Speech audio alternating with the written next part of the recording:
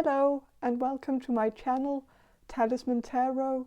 In this reading I want to ask the cards and spirit directly through channeling about your crush, whether your crush finds you attractive or not, and I want to ask if the attraction is mutual, and if the attraction is mutual, I would also like to ask what your crush finds attractive about you, what is he or she attracted to, and so I have 7 groups that you can choose from. This will be group number 1, this will be group number 2, this will be group number 3, this will be group number 4, this will be group number 5, this will be group number 6, and this will be group number 7. And so I will ask you to use your intuition and choose the group that speaks to you the most, the group that catches your eye, and that group will be your group. And if you need any more time to choose, you can always pause the video, but if you don't, I'll just move on to the reading.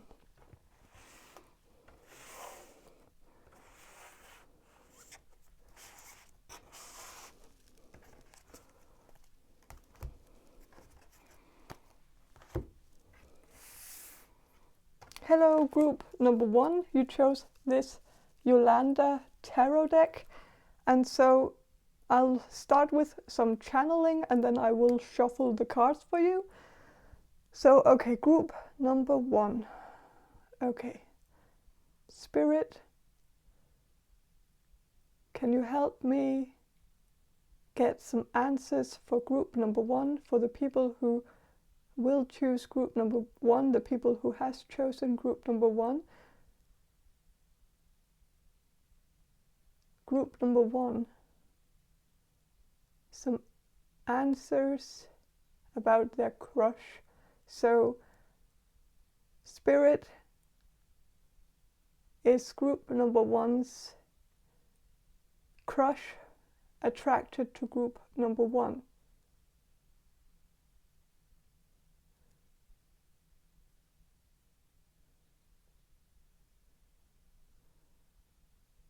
Yes, I would say yes, but I will need some more details about this from the cards. But yes, believe it or not, like I got that sentence, believe it or not, yes. It might be hard for you to believe, so you might have pressed on this video, but you had that in mind, that the answer was probably going to be negative, because you might have a hard time believing that this person is actually attracted to you for some reason. Maybe you have this doubt about this, but yes, there seems to be a mutual attraction here. There came something up about mermaids, and I don't know if this person sees you as kind of like a mermaid. There's maybe something about your hair that's like really beach wavy, like there's like, or there might be something about the water element. You might be a water sign, but I was also getting something about turtles, and that kind of seems to be a hint to me that maybe some of you are a bit guarded, like you have a shell that like you might hide.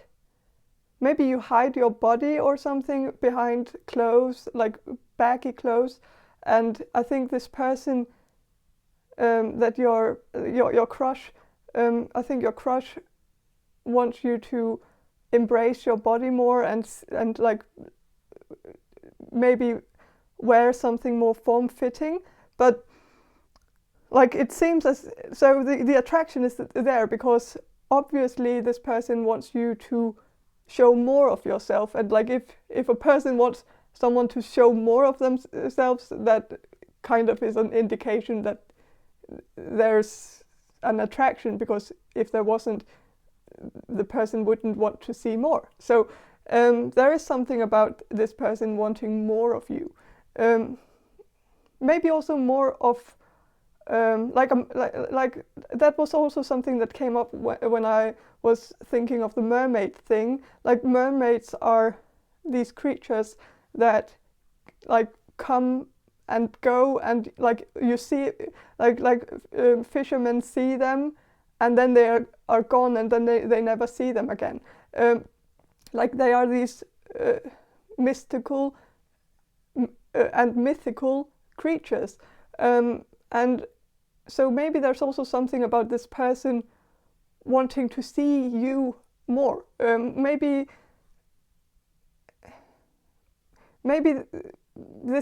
you haven't been around a lot lately. Maybe you've been hiding or something. Maybe you've been quite withdrawn from social life, and I think this person wants to see more of you, wants to engage more with you, talk to you more, and just see you around more. I think this person is kind of thinking of like, what are you doing right now? What's going on in your life? There's something where I think this person is wondering, like, where are you? Where are you now? Like, what's going on with you?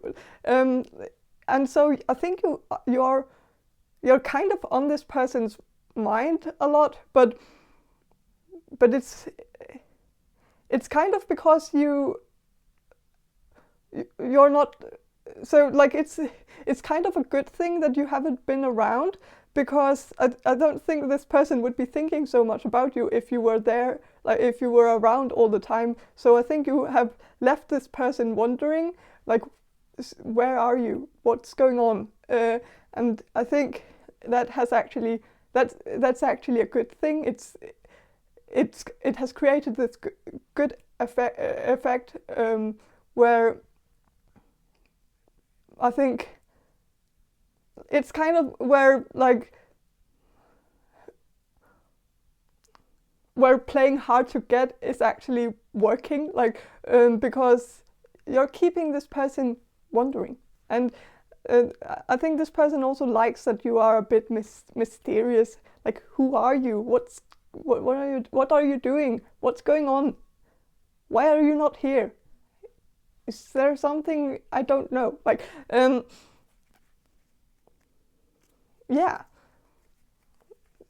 Also a bit of a secretive energy, like, oh, what's the secret here? Like, is there something going on? Is there something going on behind the scenes? What's going on? What are you hiding? Is like, there's something here very secretive, very mysterious, like a mermaid. Yeah. So, okay. Well, yeah. That's, you can do it that way too. Okay, so 8 of Wands reversed. Yes, there seems to be something where this person might think, like, because this card usually, like, when it's upright, 8 of Wands is about swift movement. It's about action, taking action now and not waiting for later. It's a very active energy, very busy, very out there, let's do it kind of energy. It's like the Nike ad, like, just do it. It's kind of that same energy. It's like, when it's reversed, it's kind of passive. It's kind of like calculated, not in a manipulative way, or not in a negative way, but calculated in a good way. And so I think this person might see you as someone who really like, and that's maybe the secretive, mysterious energy that this person is picking up on, because like it seems as if you watch your words and you don't do, you don't just throw yourself into just anything. You don't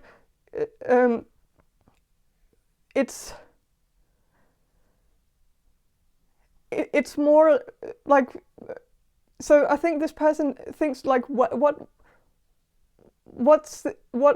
are you actually about? Like, if you were acting impulsively or spontaneously, what would you do? Like, and what's going on in your mind? And what's all the thoughts that you rethink? Like, all the things that, like, it's kind of obvious to this person that there's a lot of things that you keep on set. Set, like you don't say them, like you there's a lot of things that you are thinking about, but you're not sharing those thoughts with others. And I think this person is kind of interested in that, because it's like this person wants to know what's going on in your mind, like what's the thing that you want to say but you don't say, yeah. And well, this card here in this, there is also something, this card in this particular deck makes me think of like the whole hamster wheel, and in a figuratively in a figurative way, where and when it's reversed, it could be something where I think this person feels like you've successfully managed to get out of the hamster wheel in some way. You don't, or this person, I'm just getting that this person is in the hamster wheel. This person is doing something for a living that this person doesn't like. This person is maybe working somewhere that is not completely exciting to them, or studying something that they don't completely believe in, or doing something that they don't have their heart in it, but they are doing it because they feel like they have to. Like it's what they are supposed to be doing. They are supposed to take some kind of education, and they are supposed to have some kind of work, and they are supposed to do that for the rest of their life. And there's no way around it. That's just how it is. But there's something where I think you have done something where you've just done your own thing, and you don't care about what other people think. You've just gone your own way, and you've dared to think outside the box and do something different, and so yeah, you're doing something. Maybe you've made your hobby into a living, like you've done something where you've done something unconventional, and I think this person is kind of interested in that, and they want to do it too. But so I think this person really wants to talk to you because they want to know your secret. Like, how did you do that? So yeah, there's something here about not only mutual attraction, but also mutual respect. Like, this person has like a lot of respect for you, and I think you have a lot of respect for this person as well. And it's, I think you both know that, like, even though you are very different, you're two very different people, like in some ways polar opposites, but I think you both know that you can actually learn a lot from each other. And so like there's something really interesting here. with the Ten of Swords here, I think this person sees that you've been through a lot, and maybe you've been through the same as this person has. Like, I think you might have sort of the same history or the same story, the same. There's something where your stories are kind of similar. You might have the same daddy issues or the same. There's just something where I think you two are quite similar on some levels, but on other levels you are very different. But there is something where I think this person sees you as someone who can help them out of their rut, maybe because you've been in the same situation as them, and so they want advice from you because they want to know how you came through it, how you got through it and came to the other side. So there is something where I think this person is attracted to your the fact that you have so much experience about something, where this person feels like they can really learn a lot from you, and they have like deep respect for you. So, but there's also something about you not that you are very independent and you don't listen to anyone. Like you can see in this photo, this picture here, when it's upright, there is a lady here, and like there is a lot of swords here, and this always makes me think of like someone who is who's kind of stuck because she's listening to all of these people, and they are kind of holding her back because she like you can see there's for me I think of these as people. I don't know why, but that's kind of what I like. There's an owl here, and there's like well, there's just a lot, yeah, but and when it's reversed, I think this makes me think that this person sees you as someone who doesn't listen to anyone, and I think this person sees you as someone who's completely independent, who only listens to themselves, like yourself. You listen to yourself, you listen to your intuition, you don't follow any bad advice from other people, and you don't let anyone get in the way of you doing what you want to do. Like, and so I think this person just sees you like, I think this person that you're asking about, this person has a lot of issues with listening to other people, and this person needs a lot of confirmation from others and a lot of validation from others. They need to, and they need advice from others. Like I'm sure that like if you asked this person out on a date, they would want to do it, but they would maybe tell you that they need to think about it, but what they mean by that is that they need to talk to someone else about it first. Like, it's not that they need to think about it, because they have already made their mind up that like they want to date you, but they need to hear it from someone else. Like, they need to clear it with someone else. They need to have someone else tell them go for it before they do it, because they kind of, in that way, this person is not very independent themselves, and that's kind of why they like you. Why they are attracted to you is because they feel like maybe you can help them become more independent and rely more on their own instinct instead of relying on other people for advice on everything. Like, so yeah. The world here, I think this person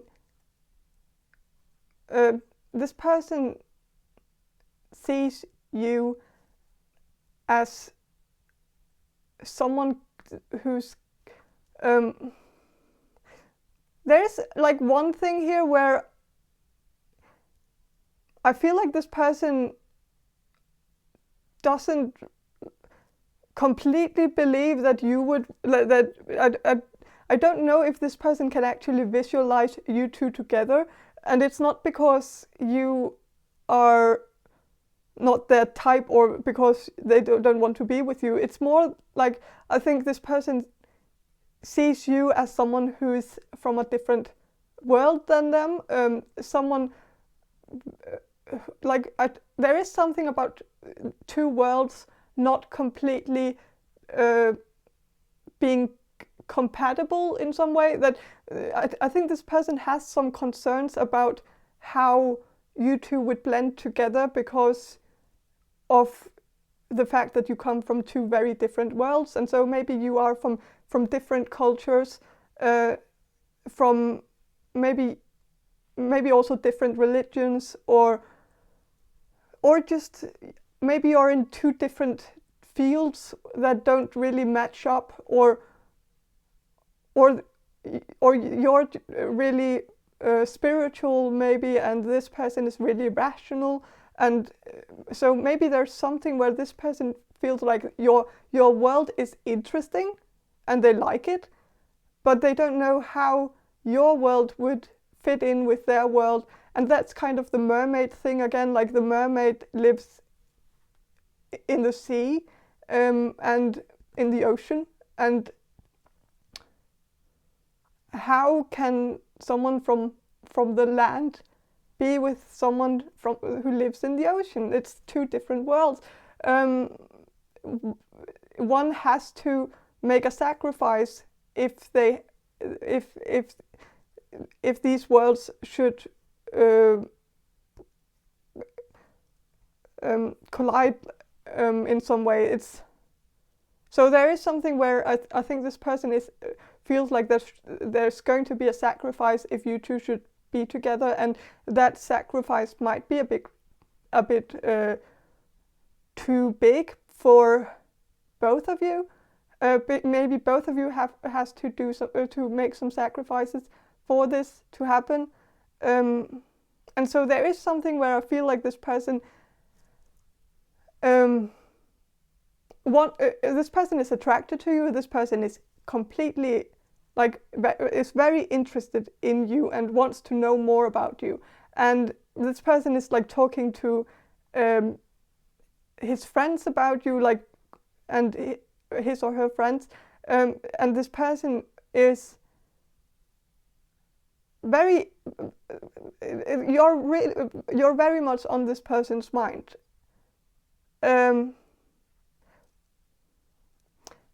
but it seems as if it's more of this person sees it as more of a fantasy than reality, that it's never really going to happen, that like this person doesn't have that high hopes for this to actually become a thing, even though he wants it to like he or she wants this to become a thing, but there is something that's getting in the way. I also think this person sees you as someone who has a lot of suitors. Other people are interested in you too, and so maybe this person also feels like they don't want to compete with others for you, and there's also something about maybe this person feeling like maybe he or she needs to look at the other options that are more easy, like that are easier that are more convenient for them,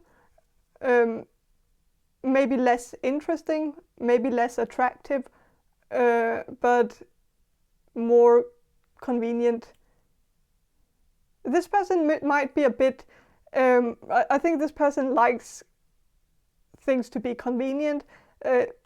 They like when things are uncomplicated, but this person has also that duality to them, or they are excited about things that are difficult, or things that they need to work hard to like figure out, but they also really want things to be convenient and easy and simple. And so it's a thing where I think two sides of this person's personality is kind of in some kind of battle here, where he, on the one side he wants simplicity, on the other side he wants mystery and excitement.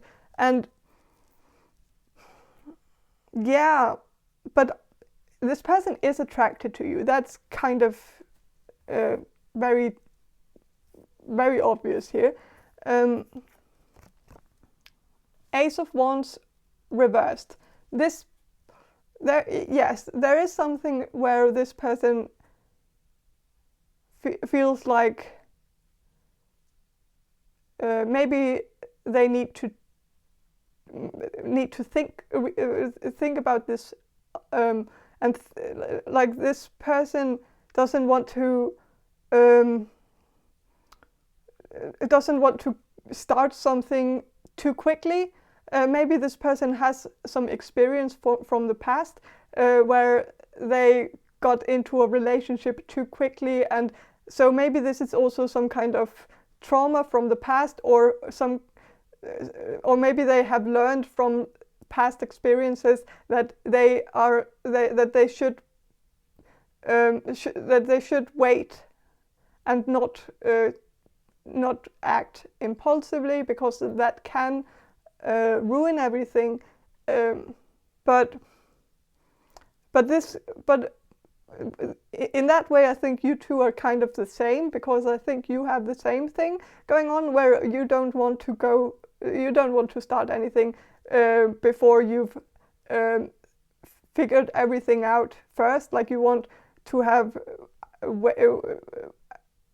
weighed out like the pros and the cons first, like before you start anything. You want to have done your research, you want to have everything figured out before you start anything. And so maybe you two are kind of similar in that way, but I don't think this person has always been that way. I think this person has kind of developed that, like with through some past experiences, whereas I think you've just been that way all your life. I think it's more just your personality trait. I think you are kind of maybe a Virgo. So yeah, but with these Six of Wands here, I think this person sees this as, like, I think this person sees you as like very they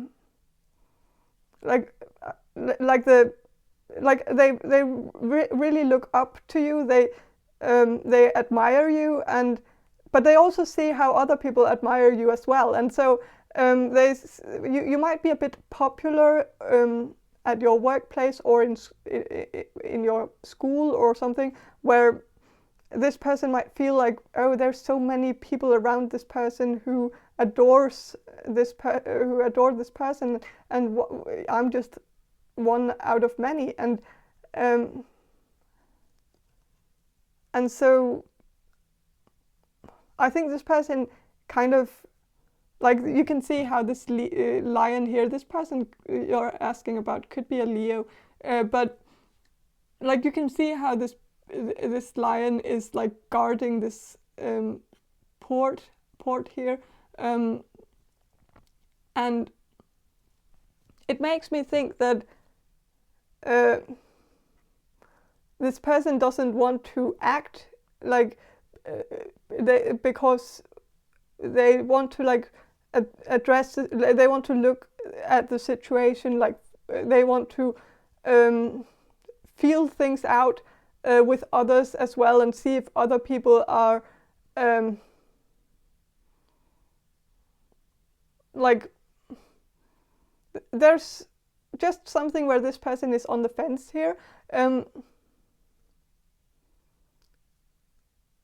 but I am getting that they are kind of, even though they are not ready to make like make a move on you, they are kind of trying to sabotage it for others. Like if you have some mutual friends in common, there could be something where this person has kind of told them that they shouldn't make a move on you because you want to make because they want to make a move on you. So there is something where this person is like looking at the competition and maybe also trying to like get some of the competition away. But I think this person is like in general kind of scared of the competition.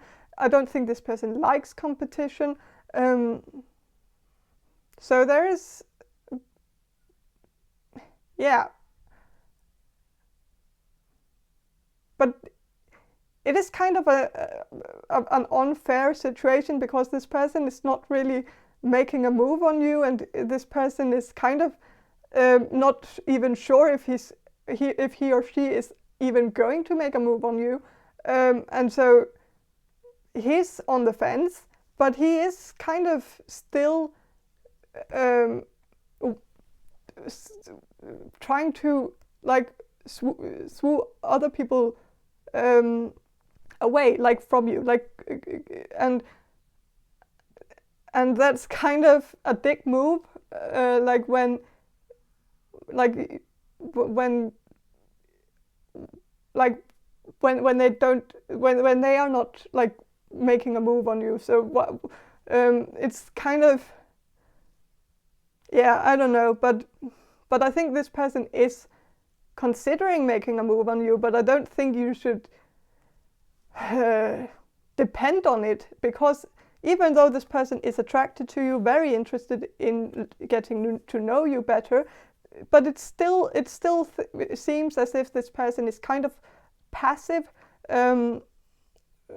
not really sure if, I don't think this person is even sure that they want a relationship right now. So there's also something about some commitment issues here, where this person is like, nah, I don't want to be in a relationship, I don't want to start anything, because I don't want to be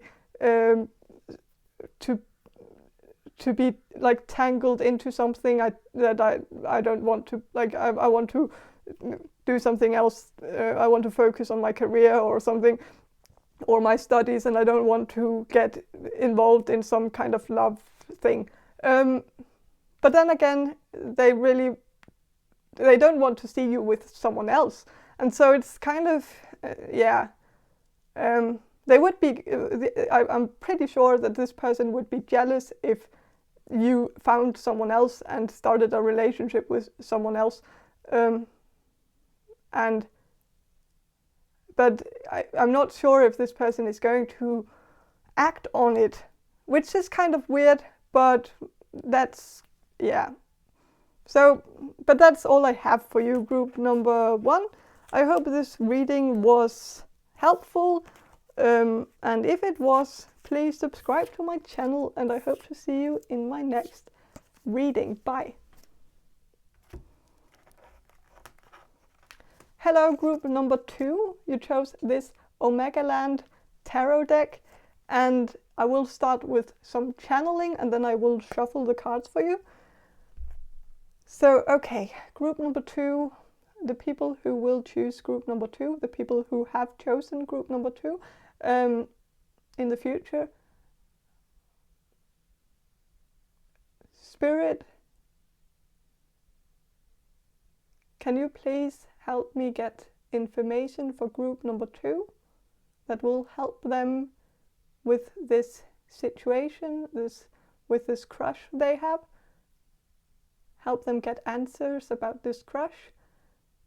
Okay, so group number 2. Spirit, is group number 2's crush attracted to group number 2?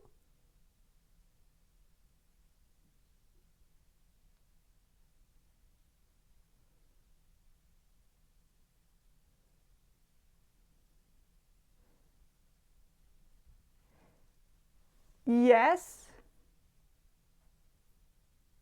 I need some more information from the cards, but I am getting some things here where I think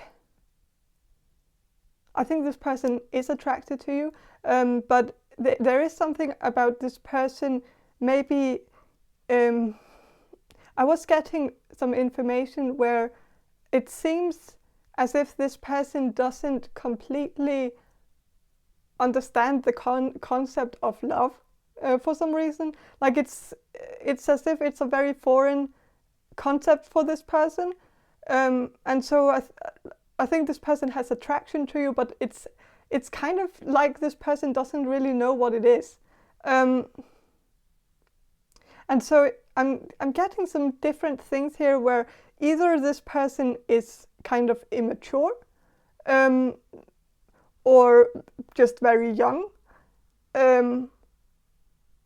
or very inexperienced when it comes to love. Maybe this person has never been in a relationship before, or this. I know I shouldn't say this, but I am getting that for some of you, this person could be on the spectrum, could have autism or Asperger syndrome, where I think this person is attracted to you, but this person is not completely capable of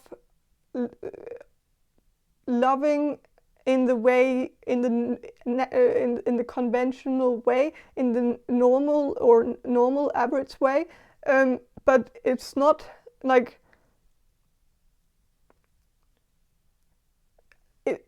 it's not completely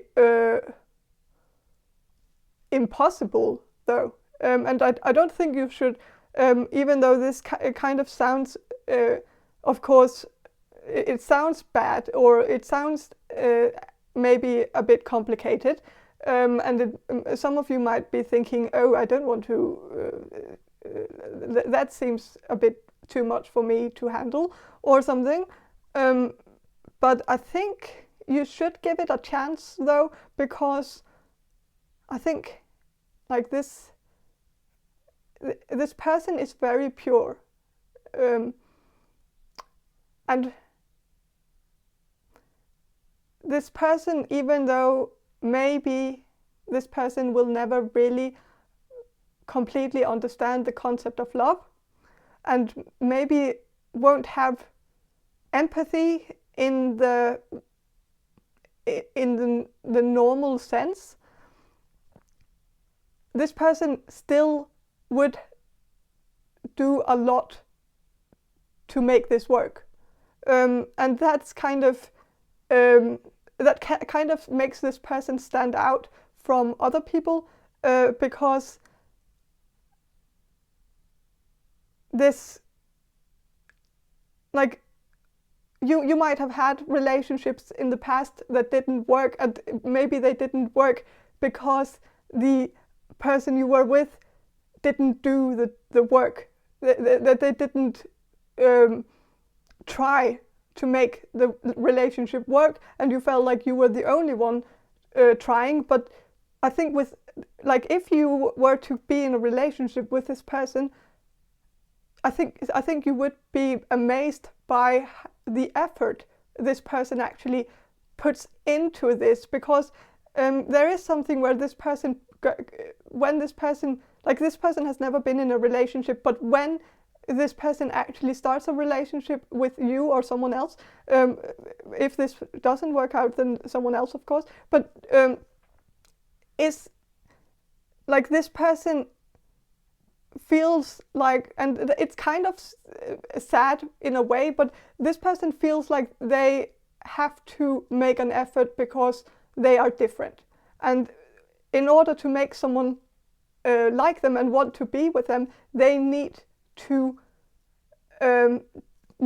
do their best in order to make that person happy, because they are afraid that people will leave them because they are different and because they are more difficult to understand than other people. And so whenever this person starts a relationship, they will start as like in minus, like they feel like they have minus on their account, like the bank account of love, like they feel like they are in, like when they get into the relationship, they are in debt, because like they have to and so they will have to work overtime to kind of make up for the fact that they lack the normal things that normal people have.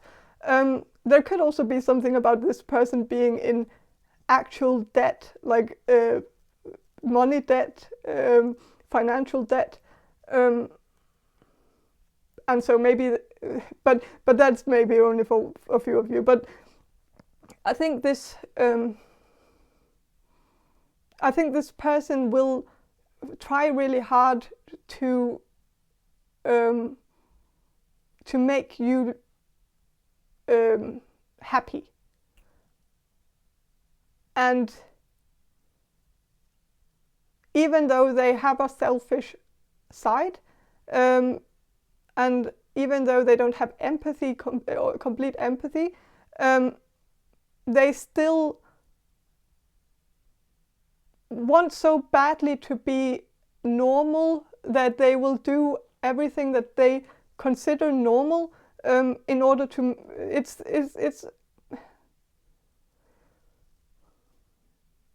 I don't know, but I think so. But as I was saying before, I think this person is attracted to you.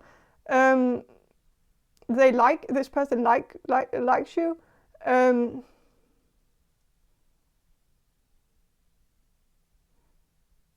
So yeah, I would like to channel some more. I did get something before, but now I forgot about it. So okay, group number 2.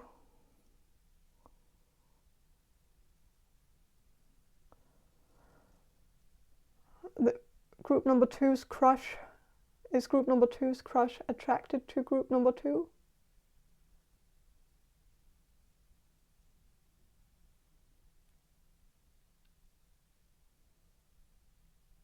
Yeah, yeah, but there is also something where I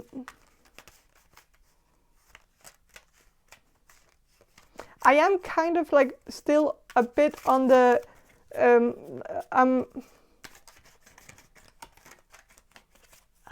I want to shuffle the cards. So okay, group number 2's crush. Is group number 2's crush attracted to group number 2? 2 of Cups, yes. Very much.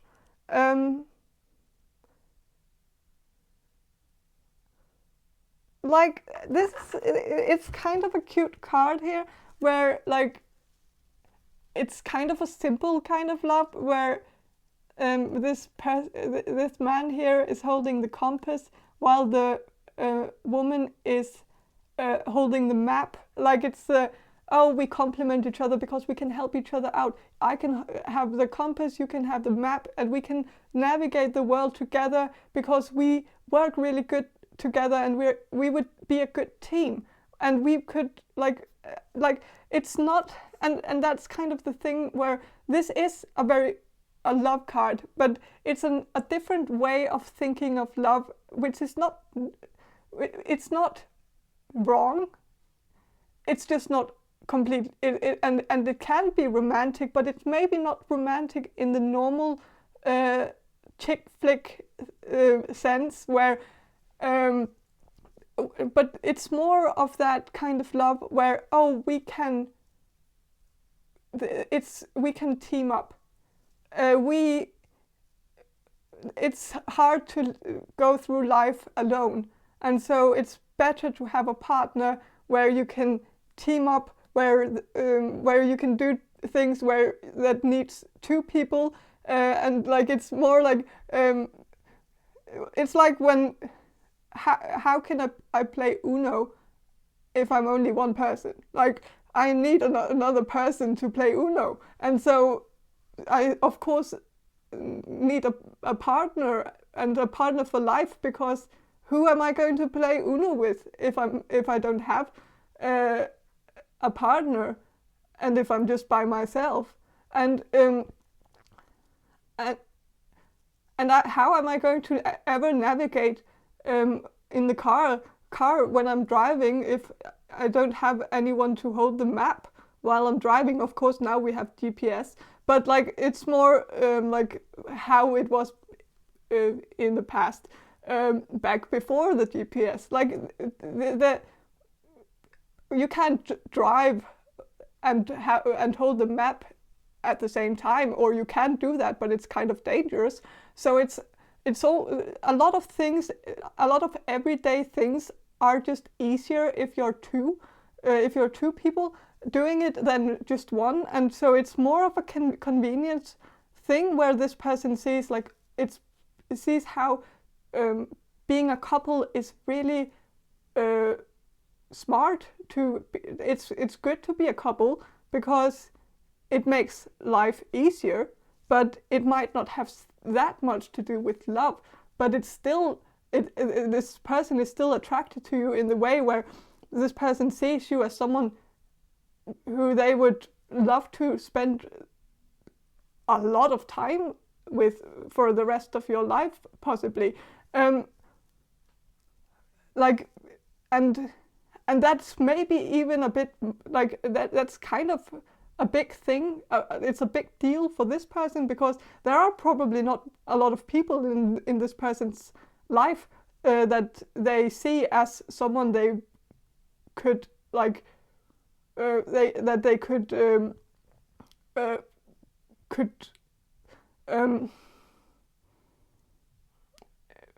could like what's it? I'm looking for a word, like could see themselves be with all the time, like and without going crazy, like without, like, this person might see many people as like, oh, if I had to be with that person 24/7 I would go mad, but they don't have that with you, because they see you as kind of like this very pleasant person, very uncomplicated person, very familiar and nice and kind and funny as well, even though maybe this person doesn't understand all your jokes. But I think this person sees you as very light and very optimistic as well, like someone who solves issues instead of crying about them. Like if you get into some kind of trouble, you don't get frustrated about it. You just fix it. Like you're maybe a fixer, and this person likes that, because maybe this person completely freaks out whenever things are not going in their way. Like whenever things are not completely as they planned, they might go a bit crazy. But you seem to have this calming effect on this person, where this person feels like when they are around you, they are kind of safe, and there's also something about you that's just calming, like you calm them down. And maybe a lot of people make this person anxious, and so it's kind of a big deal for this person when they meet someone who doesn't make them anxious, but actually calms them down, because not a lot of people do that. So I think also there's something about YouTube, like I think this person feels like you can be silent together, like you don't have to talk all the time, and I think this person really likes that. But yeah, I think. But I want to see more about this. Okay, the sun and the moon came up. So there is something about you two maybe being like polar opposites. You are two very different people, and I think this person really likes that you are so different. Maybe this person is an introvert, you are an extrovert. This person is socially awkward, you are socially you're good socially, like you understand the game, the social game, even though maybe you feel like you're kind of socially awkward at times, but I think this person sees you as like not awkward at all.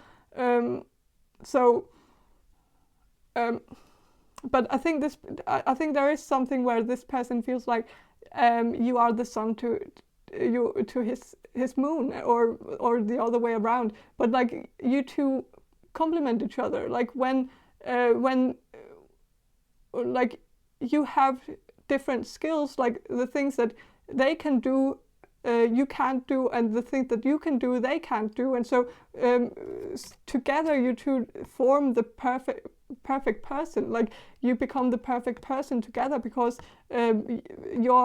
you complement each other. What you lack, they have. What they lack, you have. And so, yeah, it's kind of that power couple thing. And yes, you can have a power couple, even though the one person has autism. Like I think we have a stigma here where we see it as like this horrible thing, when actually, like, if we think about it, sometimes, like when we think about it, when we look at some people in our family, like our uncles or our grandparents or great-grandparents, or like when we look at it, like look back in time, and then I think most of us, like, we can like find one person in our family who probably had or has some autism in some kind of way, but they were never diagnosed with it, and they had completely normal lives. But like now, when we look back at it, we can like think, oh, but did they maybe have autism? That is, well, and maybe no one really noticed how they were different. Maybe back then, but maybe people just assumed that they were shy, or that they were socially awkward, but like now when we look at it, we can see that okay, they probably had autism. But so sometimes we put, like, I think it was good for those people back in the day that no one gave them that diagnosis, even though of course it might have helped them in some way to know that they were different for a reason. But I think it like it would maybe have worked in their favor in some way, but also maybe made it really hard for them to find love, for example. And so so there, my point here is that don't judge this person because this person has autism, but of course keep it in mind, and like, so maybe it's like good to think about it, like sometimes, like when you're frustrated with this person because of his or her lack of empathy, then remember that, okay, it is hard for this person but there is also one thing about autism, and that is that even though they don't have empathy in the same way as we do, they can actually learn to get empathy to some extent, and so it's not like it's impossible at all, and so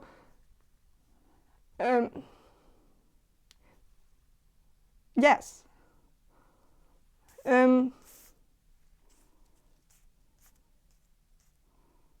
So yeah, but I would like to see what this person is attracted to, like what things about you makes is this person, does this person like, what is this person attracted to when it comes to you?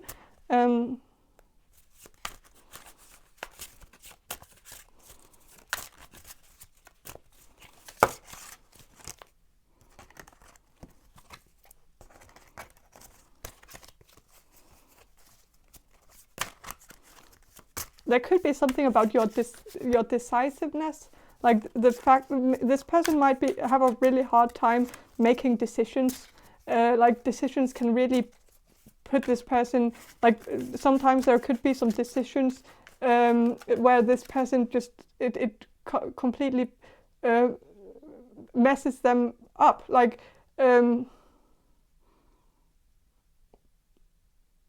there could be something where this person, like if this person has to choose between two things, where this person feels like both things are equally good, they can't make that decision, because then they have to make a calculated decision where one thing has to be better than the other, and before they can make a decision. And if they can't find that one thing, they will just freak out and not make the decision at all. And so maybe you are better at just flipping a coin about it, or saying like, okay, we just, if they are equally good, we can just grab the one closest to us, or why not, like it's not a big deal. Ace of Wands, I think this person sees you as someone who is like I said this also to group number 1, but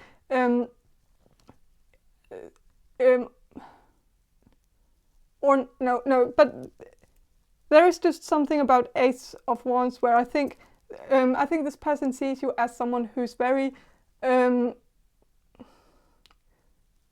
doesn't really completely, like, you don't overthink things.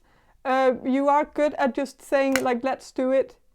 Like if there's something you're planning to do, and like this person is like, oh, let's plan, let's schedule everything, let's make sure that we have everything packed before we go, and let's make sure that like everything, every worst case scenario we can think of, that we have packed for everything, and let's pack bandages, let's pack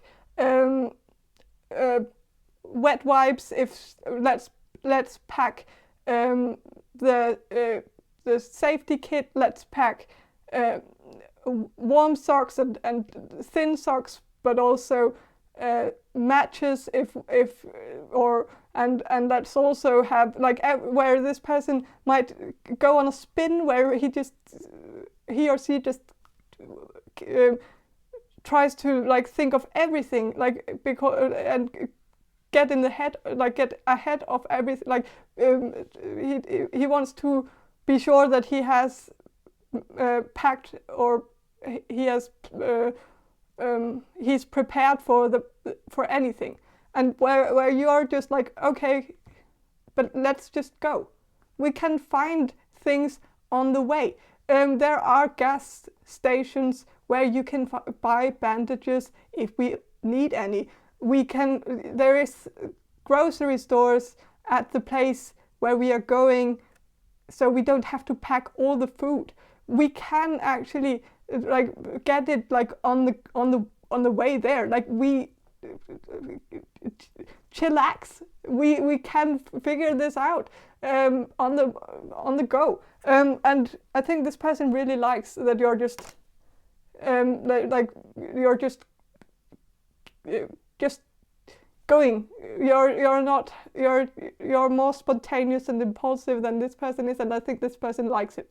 They like that you don't completely over schedule, over plan anything. And planning can sometimes ruin an experience, and I think you know that. And so you know that sometimes you just need to just go and figure it out on the way.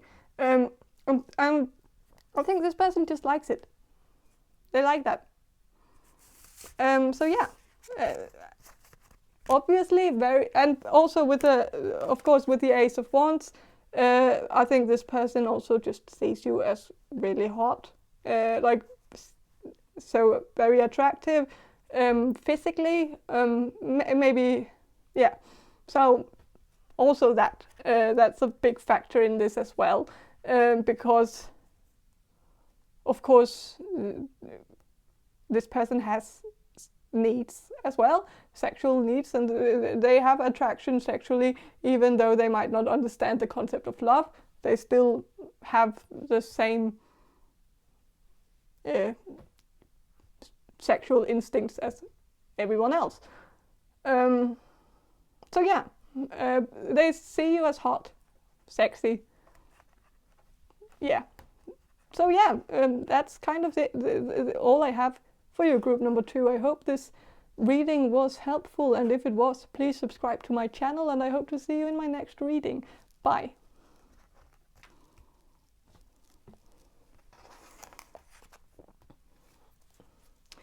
Hello, group number 3. You chose this, the Cook's Tarot, and I will start with some channeling, and then I will shuffle the cards for you. And so, okay, group number 3, the people who will choose group number 3, the people who have chosen group number 3 in the future. Spirit, please help me give some information for group number 3 about their crush, the information that they are seeking, the answers they are seeking. So, Spirit, is group number 3's crush attracted to group number 3?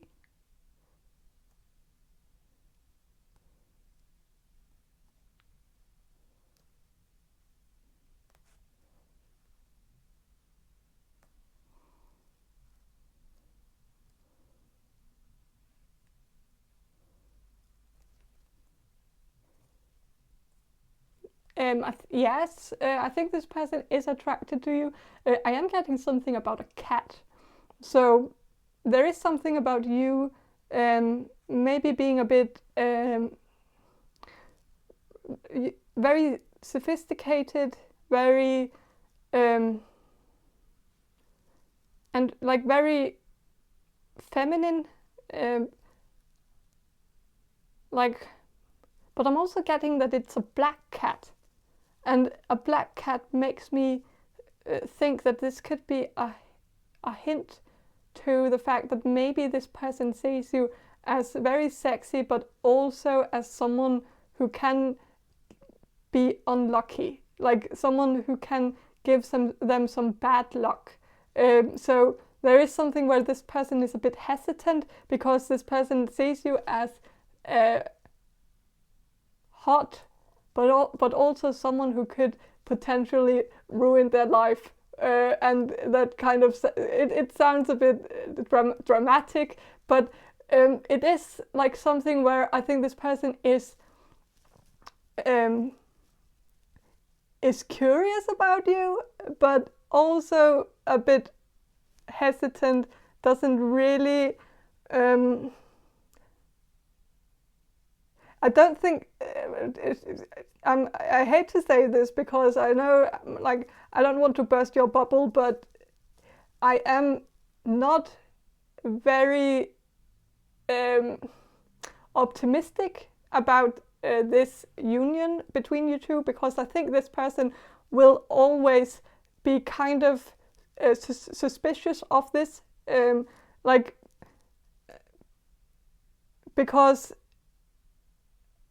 I think this person, there is something about you where this person is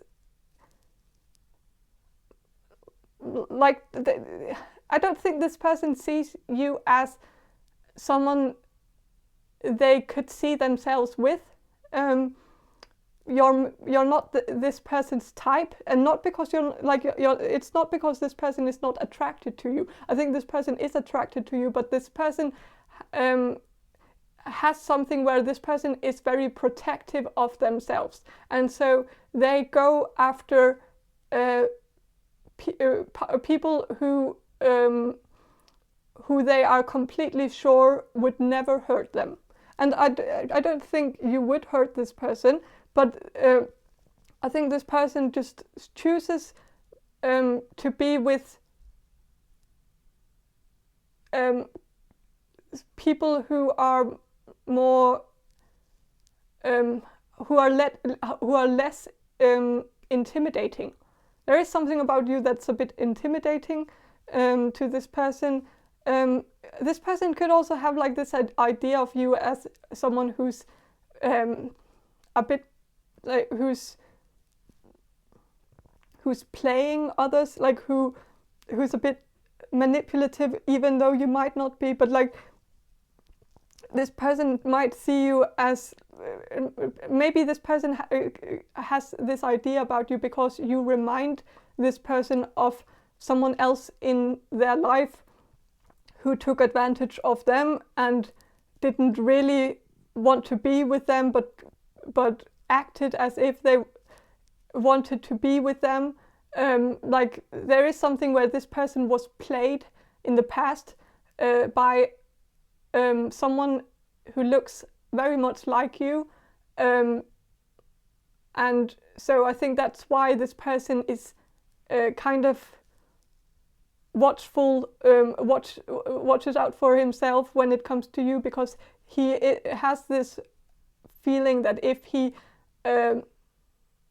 starts anything with you, that you will not be in it for, like, you will have like some kind of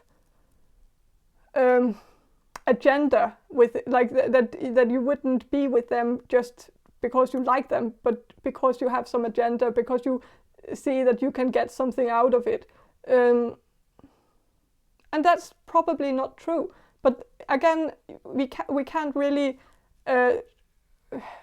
Some people just have some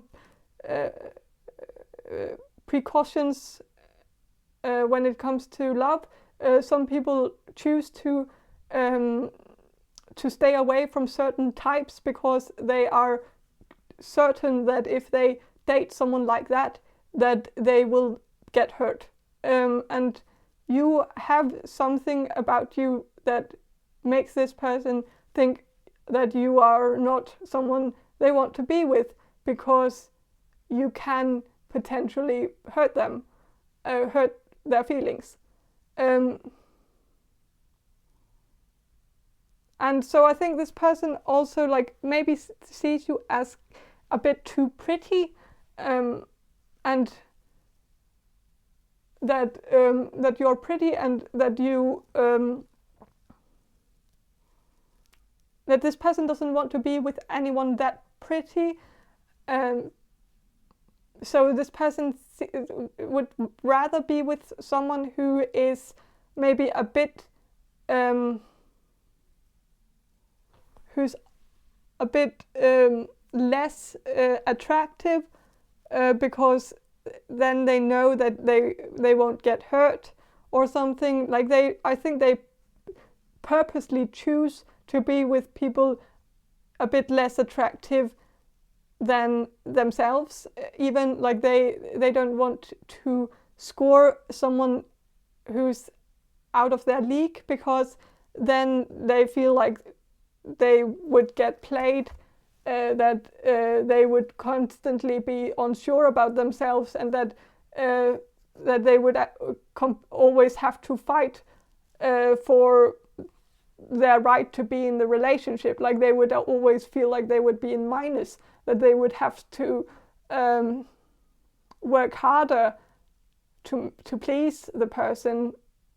And I just think this person has a type. I don't know if it's like their real type, or that the type that they have like developed because they don't want their feelings to be hurt.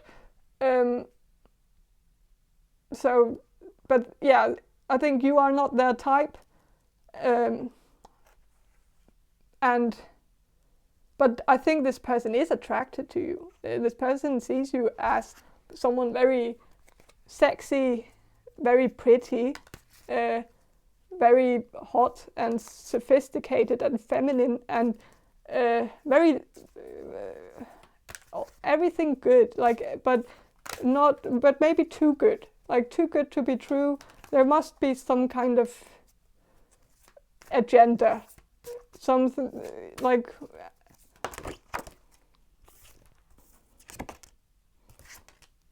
The Fool here, reversed. Yes, I think this person like sees you as someone they wouldn't take a chance on. Like they wouldn't take a leap of faith to like be with you, because they would feel like the cliff would be too high up, and the fall would be too damaging, and they wouldn't want to risk it. That's just. And with the Three of Pentacles reversed, I'm also getting something about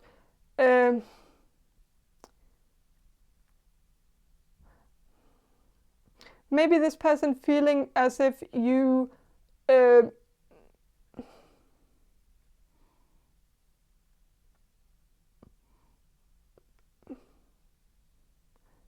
maybe this person has some kind of prejudice when it comes to you. This person could have the wrong idea about you. I was getting this before, because like I was I was getting this feeling that this person felt like you were so pretty that it must mean that you don't have like that, like you can't be that pretty and also be smart as well. Like there could be some kind of prejudice here, where this person sees like pretty people as dumb, or as and maybe it's their own low self-esteem that makes them think this, because they feel like maybe they feel better about themselves if they just say to themselves that, oh, all these people are pretty and all of that, but they are not as smart as me, or that, oh, maybe I don't have the looks, but at least I have the brain, or something like that, where this person needs to believe that it's either or, that either you are smart or you are pretty, because if they don't believe that, then they would feel bad about themselves. So they have to have this belief, and it is unfair, because I think you are both pretty and smart, but I think this person just has this idea about pretty people, that they don't have, that they are ignorant or dumb, or doesn't know anything about like nerdy stuff and stuff like that, because and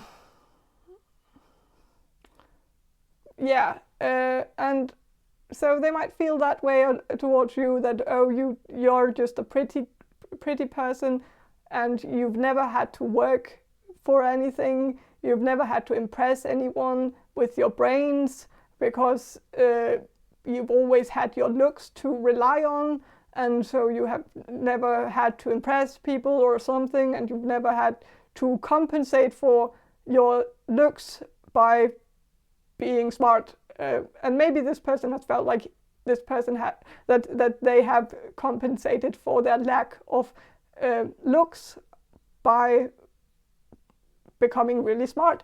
And that it's kind of like, I don't think this person is ugly or anything. I think this person is kind of average looking, or even handsome in some way, like maybe a bit of a like a unique way of, but I don't think this person is like, I don't think this person has anything to be I don't think they have anything to complain about. I think they are very decent looking, but for some reason they believe that they are not like a great catch, because they don't look exactly like all of the really really beautiful people who are like, and if this is a male, this person could be a really pretty male with a pretty face, but maybe he's not really trained, like maybe he's not fit, like he doesn't go to the gym all the time, and so maybe he feels like, oh, those men who always go to the gym, they are a lot prettier than me, and they are a better catch than me, and I'm just or something, like where this person maybe compares themselves to others, and I don't know, but it's kind of like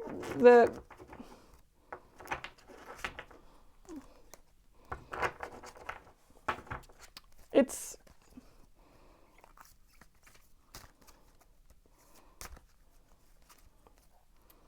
so I would like to know like what this person finds attractive about you, because they do find you attractive, even though they couldn't see themselves in a relationship with you, they still find you attractive. So I would like some more details on that. The Magician reversed. So there is something about you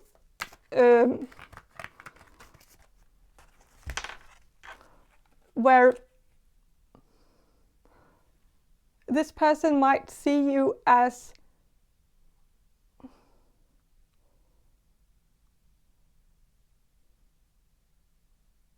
someone who is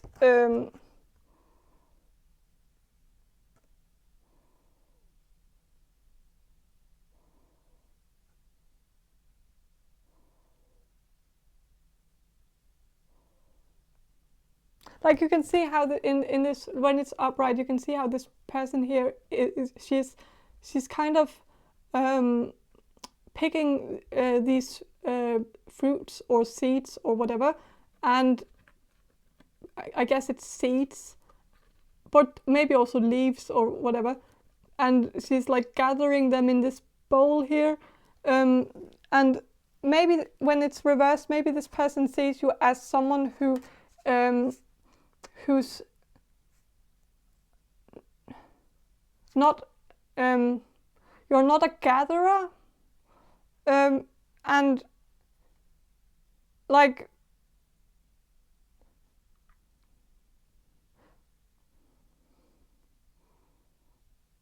there is something here, it's kind of vague here, but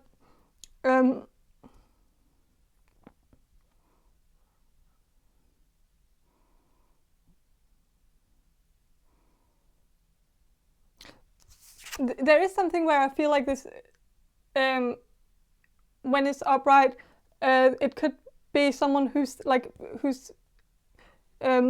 gathering seeds for something, and when someone is like taking some seeds and like crushing them and making something else out of it, it is kind of like ruining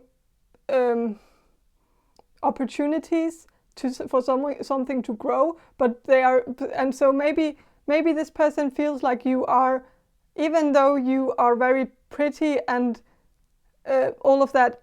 I think this person still feels like you're not not crushing hearts.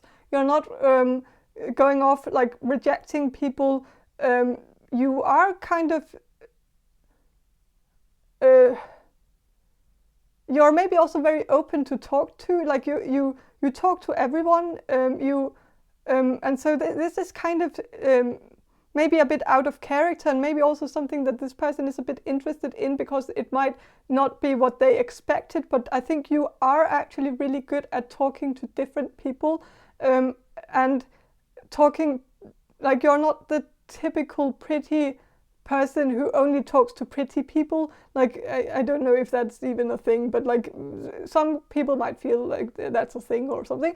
But and this person does, but I think you talk to everyone. Like you're very tolerant in that way, and you don't talk differently to different people. Like you talk to people the same way, even if it's authority, even if it's a homeless person, even if it's like you talk to everyone the same way.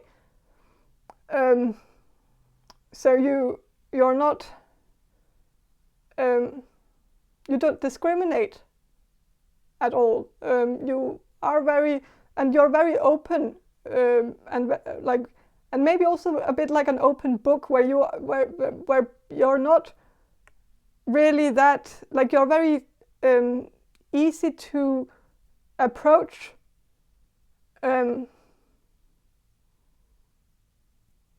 Even though you might still have this thing where you're very intimidating, but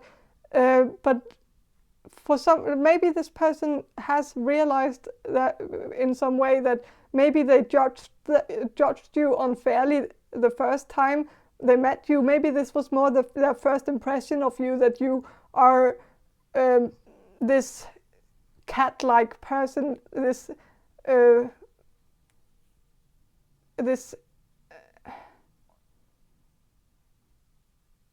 but there is something where I think this person has come to realize at some point that you're actually very down to earth, and maybe also that even though you're pretty, it almost seems as if you don't really know how pretty you are. But I think this person is still kind of hesitant, because I think this person is sure that, like, when you find out how pretty you are, then it's trouble. Like then you might, then it might get to your head or something.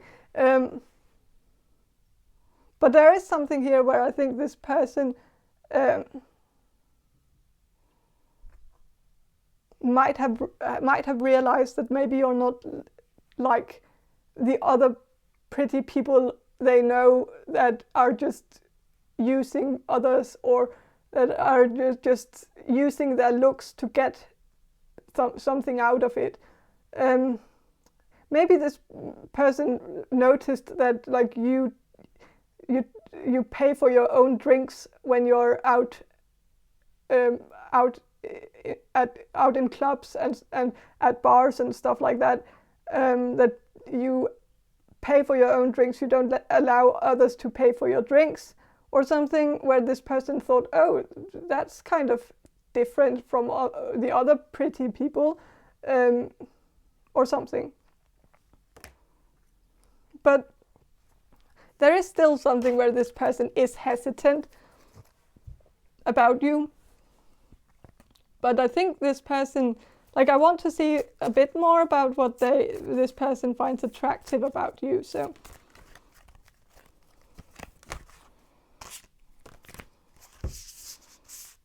with Knight of Swords, I think this person sees you as a bit of a unicorn. I know this is just a horse, But that was kind of the first thought. Then I thought of Pegasus as well, and afterwards. But like, I think this person might see you as someone who is kind of like, you are very star-like. You seem to be someone who has a lot of potential when it comes to maybe fame or something like that, where this person might be a bit intimidated by that part, where this person might see you as someone who could have like who could get a career in show business, or maybe you've talked about how you want to have a career in show business or something like that, and this person might feel like, oh, that's kind of a long way from what this person, like, this person might be very down to earth, very rational, very much not a dreamer type. Like, this person is very realistic, and they like it, like they like the simple things, even though, like, and maybe this person also has like some prejudice when it comes to show business and like people who want to be in show business. Like, they see them as often someone who really wants attention or craves attention or something. But I think they have, and I think they might have judged you unfairly after you said that, or after you said something like that. I don't know if you said exactly that, but I think you talked about how you want to be something where it's maybe in the public eye, something where you get public recognition or something. And I think this person just felt like, oh, this person just craves attention. But I think they have maybe realized that it's not that you don't crave attention. So I think they have changed their mind about that. But I think this person feels like I'm also getting, like, with this horse being on a t-shirt, that maybe this person feels like, oh, you want a fan base, and like, how would that work? And why would you want fans, or like, why would you want that kind of recognition? Like, I don't think this person understands completely what you want to do with your life, or something, where this person, it's a very long stretch from what this person is used to. I think this person comes from a very different family. There is something coming through about this person, maybe coming from a deaf family with parents who are deaf, or someone in his near family is deaf. And so I don't know why, but it seems as if this kind of has made them, it has changed them into being a very, like, I think they are very withdrawn as a person because of their upbringing, and they don't like it when people are like craving attention, or when people are being loud. Maybe this person has something against people who crave attention because of how they might have craved attention as a child from their parents, but they couldn't get it, and so they might have been embarrassed about themselves as a child, or felt like they were wrong because they craved attention, and maybe they were told by their family that it was embarrassing that they were craving so much attention, that it was a bad thing, it was negative, and so they feel like any type of attention craving, attention seeking, is bad. and so seeing you being kind of not that you crave attention at all. I just think you want attention in a very normal way. But I think this person sees it as unnatural because they've been made to feel that way, that it's unnatural to have attention. But with the Queen of Cups reversed, I think this person likes the fact that that there is something where maybe some of you don't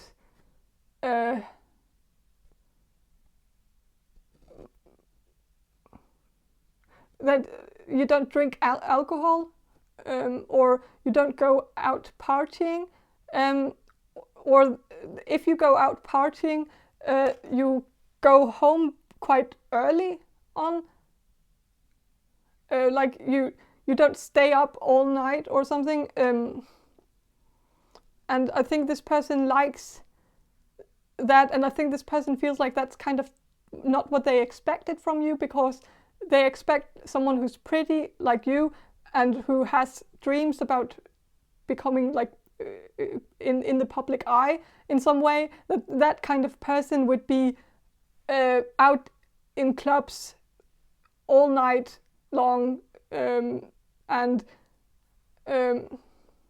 living that kind of lifestyle. But I don't think you do. I think you like to go out sometimes, but I think you don't drink that much when you go out, and you don't stay up very very late, or something like that. I think you do it very much in moderation. But there could also be something about like you maybe having a good like alcohol tolerance, like you maybe you drink a lot, but you don't get very affected by it. Like you don't get like blackout drunk or anything. But there is something about maybe you being very pleasant to be like to be around when you're drunk as well. Like even if you don't drink, like, but if you don't drink that much, but like if you drink or maybe you're just maybe you're very, there is something about you maybe being very that you're watching out for the people that you are around, like when you go out to a party or when you go out clubbing with your friends, you make sure that everyone is okay, like you're kind of the mother of the group or something, where you are very concerned with other people's well-being. You make sure that everyone gets home safe, and you probably like text people and ask them if they came home safe, like you ask them to text you when they get home, so that you know that they came home safe or something. Like you're really protective of the people that you are friends with.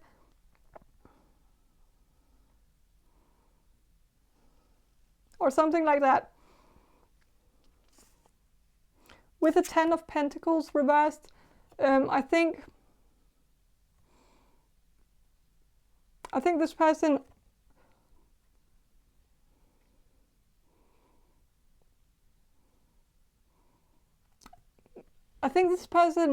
likes that you, again, the fact that you are not taking advantage of people, and that is, like I said that in the beginning, and I am quite certain that this person, like their first impression of you was that you were that type of person who would take advantage of other people. But I think I get that this person has realized now that that's not at all who you are, that you are actually someone who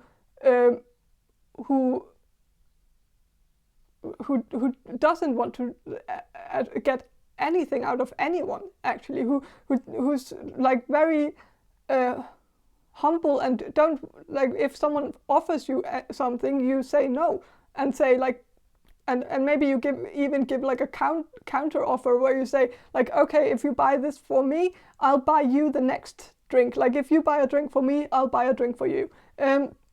If you buy me food, I'll buy you food the next time. If you like, you're very reasonable in that way. You don't want to just take and take and take. Like you give something back, and you don't want to have any debt towards anyone. Like you remember, like if you go out and have dinner with someone and they pay for the dinner, and you then go out having dinner with them again, like a half year later, you will still remember that you owe them a dinner from the last time, and so you remember when you owe someone something. Like you keep track on your debt towards others, and you don't allow people to give you like a free pass. Like you want things to be very. You want it to be fair. You want everything to be fair, and so I think this person has changed their mind about you, but there is still something where maybe this person is a bit concerned, like about.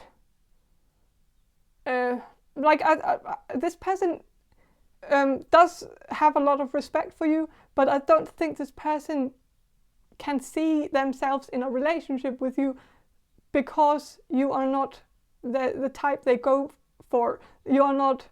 You're too different from them. You're too pretty, likely too pretty. And maybe there is some kind of thing where this person has some precautions when it comes to you, and it's mostly your type, like, and like I don't know. It's just the type of person you are, and it has nothing to do with you. It's just that this person has put you in some kind of box, and even though you keep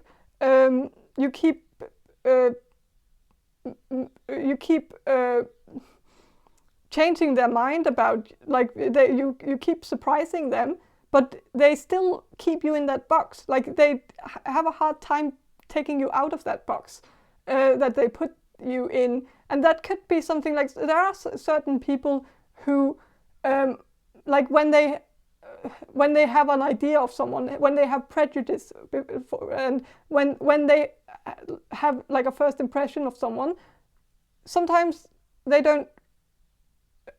can't change it. And there are certain people that can't change their first impression, because in order to do so, we have to acknowledge that we were wrong in the first place.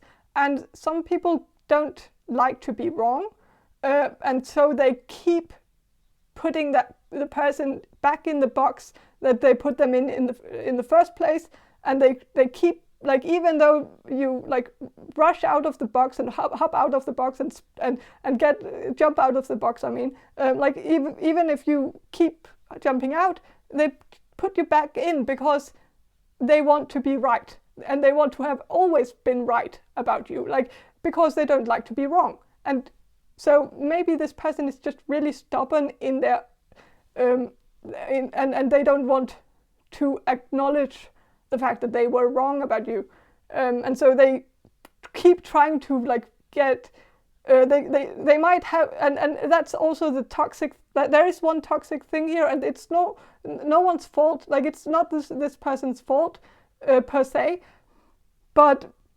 it's just like it's just very important for you to know this, because this is why this relationship would never work out between you two. And that is that because this person had a negative first impression of you, and this person is very it doesn't want to change the first impression because that would mean they have to acknowledge that they were wrong, then they will keep on trying to gather evidence about you that proves that they were right. So they will continue to, they will keep looking out for your flaws. They will keep looking out for you making mistakes. They will wait around to see if you slip and see, oh, so that they can say, oh, I knew it. I knew this person was bad news. I knew it from the beginning.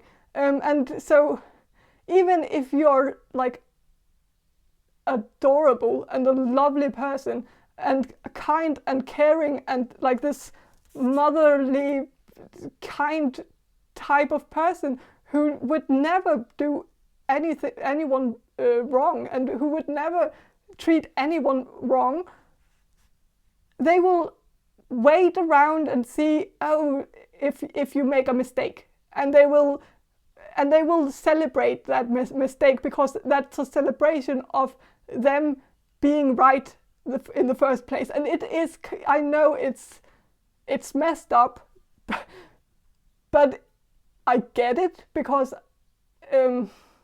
I think we all do this in some kind of way.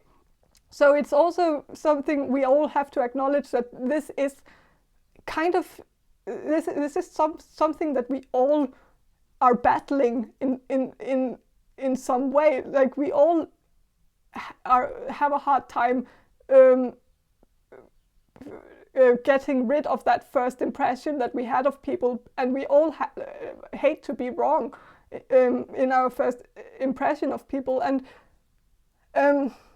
but this person might take it to the next level, and so it is just, it's very important that you don't end up in a relationship with this person, because I think this person would celebrate your mistakes and they would be blind towards anything that proves them wrong about you. And so they would never see all the good things that you do, because that doesn't match up with their first impression of you. And so, yeah, there is something here where I think this person is attracted to you. I think they see you as very pretty and very sexy, but this would never work out as a relationship, and you should find someone else, someone better suited for you. And so, yeah, that's kind of it. That's kind of all I have for you, group number 3. And I hope this reading was helpful, and if it was, please subscribe to my channel, and I hope to see you in my next reading. Bye.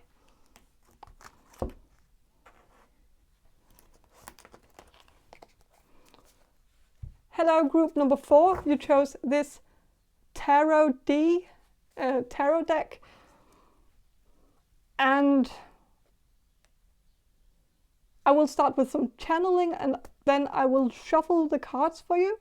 So, okay, group number 4. The people who will choose group number 4, the people who have chosen group number 4 in the future. Group number 4, group number 4, group number 4. Group number 4.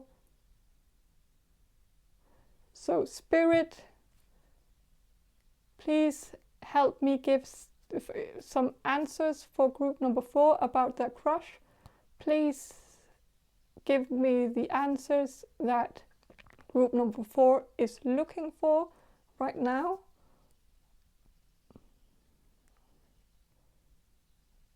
The answers that they are seeking.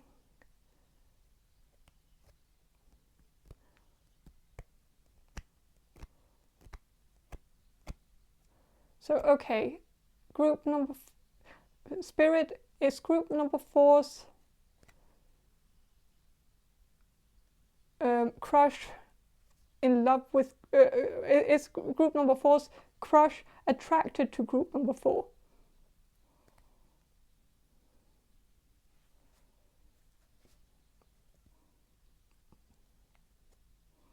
be honest.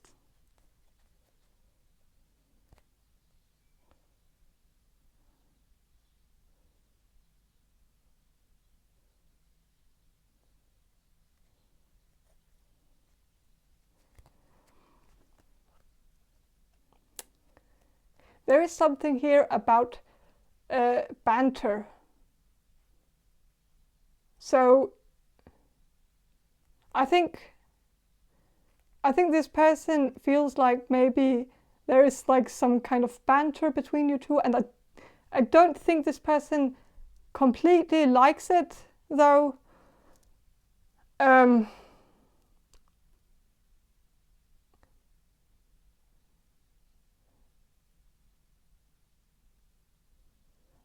And so, like, I think this person might feel like the banter is a bit too much.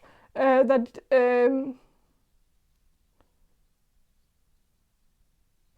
think this person has a hard time figuring you out. Like in one, at one point, I think this person feels like that feels like you like them, and then on the other point, other side, or the other point, they feel like you hate them, and like it's a bit of a roller coaster here. It's a bit of like an emotional roller coaster, ups and downs, love-hate relationship, and I think this person sees it as kind of hot, but also as kind of exhausting, and maybe also, I hate to say this, but that it's kind of getting old. Like I think this person liked it in the beginning, but now I think this person is kind of getting tired of it. Maybe also taking it a bit personally, whereas in the beginning I think this person was better at just brushing it off, and I also think that they knew more that you were kidding in the beginning. Now I feel like they don't really know if you're kidding or not, if you're actually telling the truth. So I think this person feels like they can't really figure you out. Sometimes they are very sure that you're kidding. At other times they feel like, well, maybe this person is not really kidding. Maybe they actually mean this. Maybe they actually think I'm a dick. And maybe that's why they keep telling me that all the time. And maybe I should be more, maybe I should take it personally, really. Maybe I should take notes on that and be less of a dick. And like I think this person, like it is just this thing where I think this person knew in the beginning that you were kidding, but now it's, yeah, I think you have to, with this banter thing, I think you have to become like, I think you need to you might feel like it's very obvious that you're kidding, but I don't think this person feels that way. I don't think they see it as obvious anymore, at least. So maybe spell it out. Maybe say that you're kidding, like when you're kidding. Of course, that could also that doesn't necessarily help, because saying that you're kidding can also like make someone a bit unsure, like, are you really kidding? Or like, but even though you say it, but like I think this person feels like every joke there is a bit of truth in every joke, and so and I think this person strongly believes that and so I think this person has made them think a bit that it's a bit weird that you say all and that maybe they feel like that you're maybe onto something about them, and maybe there's a pattern here because you keep saying something. There's also something about you maybe making jokes about this person being a bit feminine or something. Like if this is a masculine, you might kid around and say, oh, you're such a girly girl, or you're such a girl, or you're such a woman, or like I know that maybe you kid around and say stuff like that, and maybe you are completely kidding, maybe you don't mean it at all, and maybe you're even being completely like ironic, where like it's very obvious that this masculine is very masculine, and so telling him that he's a girly girl is like very ridiculous for in your perspective, and so you think that obviously he knows that you're making a joke because he's very masculine, and so why would he think otherwise? But maybe there is something about this person where it has made him think that, oh, does people see me as feminine?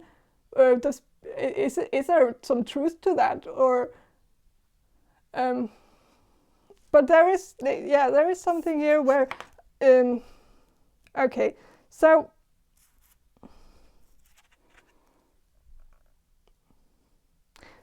with this card here, this is a picture of there is like a crab here, and so, or a lobster, sorry, a lobster, and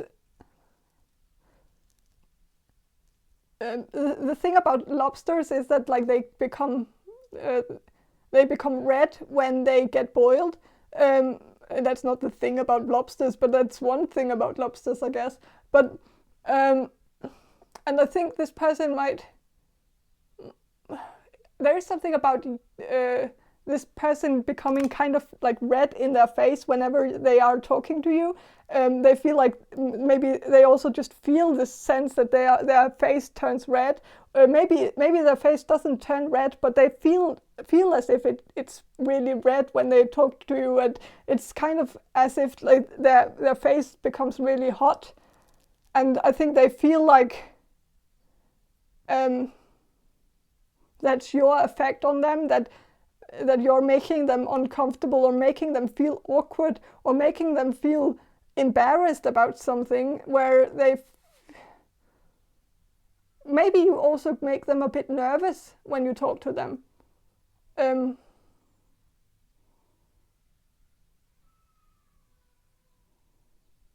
So yeah, I think this person might feel like you're also putting them a bit on the spot. Like there might be some times where you put them on the spot, where you challenge them, where you provoke them, where you say something, where you kind of are demanding an answer about something, where you are putting them on the spot, and they feel like they are sweating, like they and they get like really nervous because they feel like, oh, you're confronting them with something, and oh shit, what? And that could be the banter thing, where you, on your part, or on your side of this, you're just making a joke, and you're not really putting them on the spot. You're just confronting them for a laugh. Like you're not really demanding an answer from them. You don't even expect an answer, but you're just making a joke. Like maybe you caught this person off guard about something. Like you got up to them, like maybe this person was talking about something and they said something where you said like, oh, so you said that, like, oh, are you insinuating something about, or where you might have made this person like feel like you were confronting them by saying that, and they had to like defend that they said that, and they might have turned red in the face and started being really, oh shit, what am I, how am I going to get out of this one? How am I going to defend this? Like maybe you felt like you put him on the spot, but I don't think you did. But I think this person felt that way. And like, I think you make this person nervous, and I don't even think you realize this. I don't think you realize how nervous you make this person. And like, it is kind of like this person feels like he's getting boiled alive. when he's around you. And I know it kind of sounds a bit dramatic and a bit, but I think this person feels a bit that way. Like he feels like, oh shit, this person is really like, there's also something where you like burn them, like where you make a burn on them, like where you like where like you say something that like really where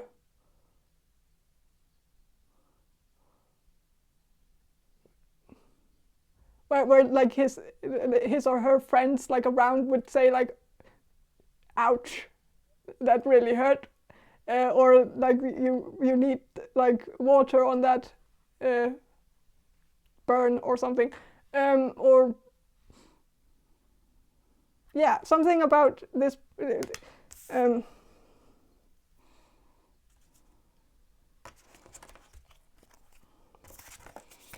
But let's see if there's something. I do want to know what this if this person is attracted to you.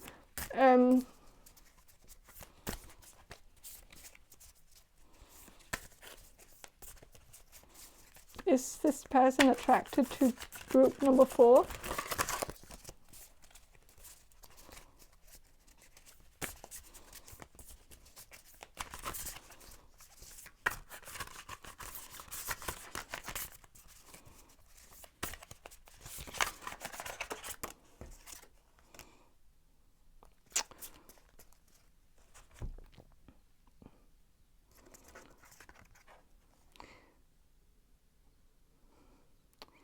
I don't think so.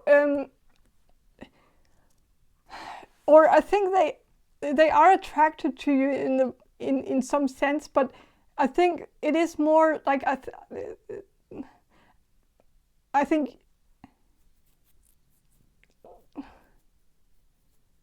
there is like this love-hate thing going on, but I think the hate part overweighs the love part, and it's not like this person hates you, it's more that this person feels like you hate them, and because that is the only thing that makes sense to this person, because why would you put them on the spot, and why would you say all these things to them if you loved them?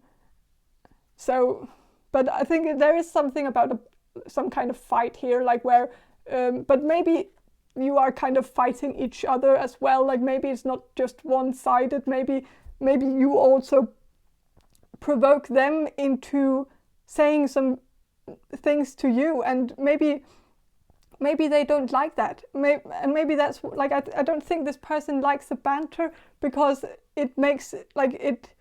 In order for banter to work, there needs to be mutual banter on each side. Like there should be a balance where one person says something nasty, then the other person says something nasty back, and then the other person says something nasty back, and then like it's ping pong, back and forth. But I think this person, it's like this person can't really give it back. Or is not really comfortable with giving it back to you, like throwing the ball back at you, because I think this person is also afraid of your reaction to it. Like it's like, you know how there is like this unspoken rule where like or it's not really the right, but it's not right, but there is like some kind of thing where it's kind of okay in a way for a female to punch a male, but it's really not okay for a male to punch a female. And I know it's not completely right. Like I know it's kind of like an old rule where it's not really something that is like today it's not really, it doesn't really work that way, because a female punching a male is just as bad as a male punching a female. But like but this person might feel like it's okay for you if you're a female, it's okay for you to say nasty things to him, but he can't say something nasty to you, because then he would get judged by people around, or he would that would look bad, because he has to be kind of like a gentleman, and maybe he's not a gentleman, and maybe you feel like that's not at all how this person is at all, and you feel like, why? Maybe you feel like this doesn't resonate at all. And even if this person doesn't really act like a gentleman, I think in his mind he sees himself as kind of a gentleman, and so he wants to act like a gentleman. He wants to. It's kind of, and so going down on that level with you would kind of make him look bad in some way, or something like that. Or maybe this person is just really sensitive, and so whenever you say something nasty to him, he's kind of, why did you say that? And maybe that's where you say, like, you're a girly girl, because you take everything so seriously and you're so sensitive. But maybe this person is kind of sensitive when it comes to, like, I don't, maybe this person just doesn't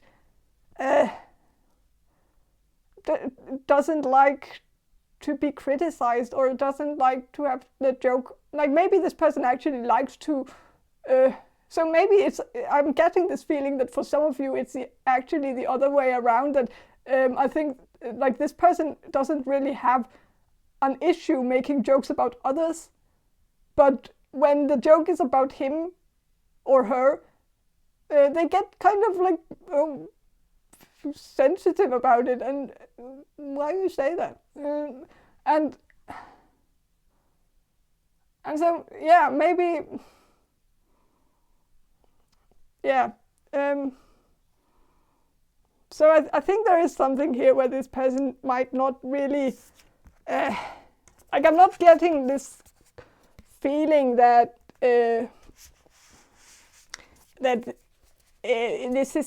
this is going to work. I think you could find someone who's a bit less sensitive and a bit more fun, and a bit more like who can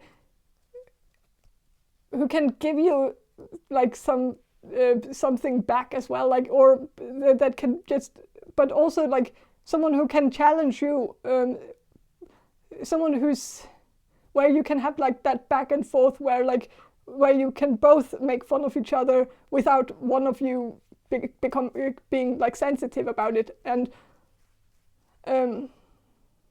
so yeah, I think I'm not going to like go any further into this, because my feeling here is that you can find someone who's more on your wavelength than this person. I don't think this person gets you completely, and so I think you kind of misunderstand each other, and it's, I don't think it would work out between you two. So yeah. But that's all I have for you, group number 4. I hope this reading was helpful, and if it was, please subscribe to my channel, and I hope to see you in my next reading. Bye.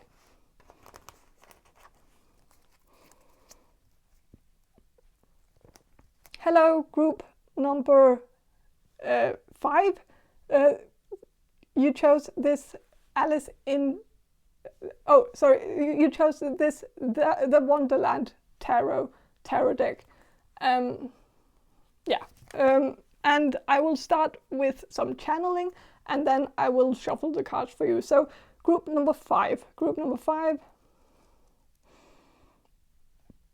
the people who will choose group number 5, the people who have chosen group number 5 in the future, group number 5, group number 5, group number 5, group number 5, group number 5.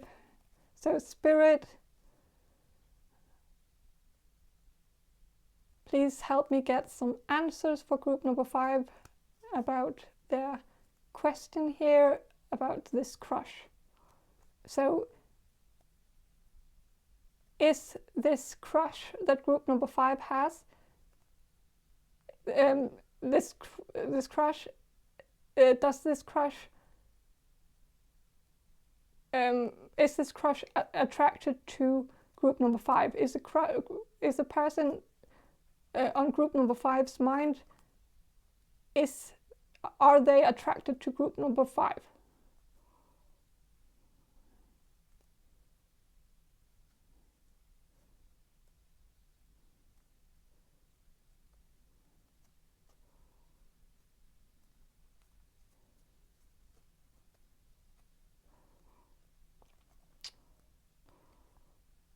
There is something, I'm getting something, like the first thing I saw was strawberries, and that makes me think of, like, because strawberries have their seeds on the outside, not on the inside, or like, so it kind of makes me think that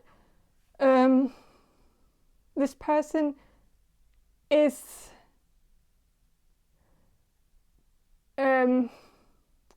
this person kind of sees you as someone who wears their heart on their sleeves, and so that you wear your heart on your sleeve, that you're very direct and very open about your feelings, and you share a lot with others.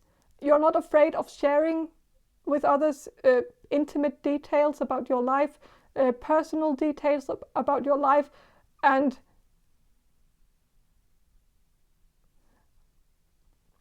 I think this person is very closed off themselves, and so I think they feel like there's something about you where you are very different from them, and I think this kind of made them feel a bit uncomfortable.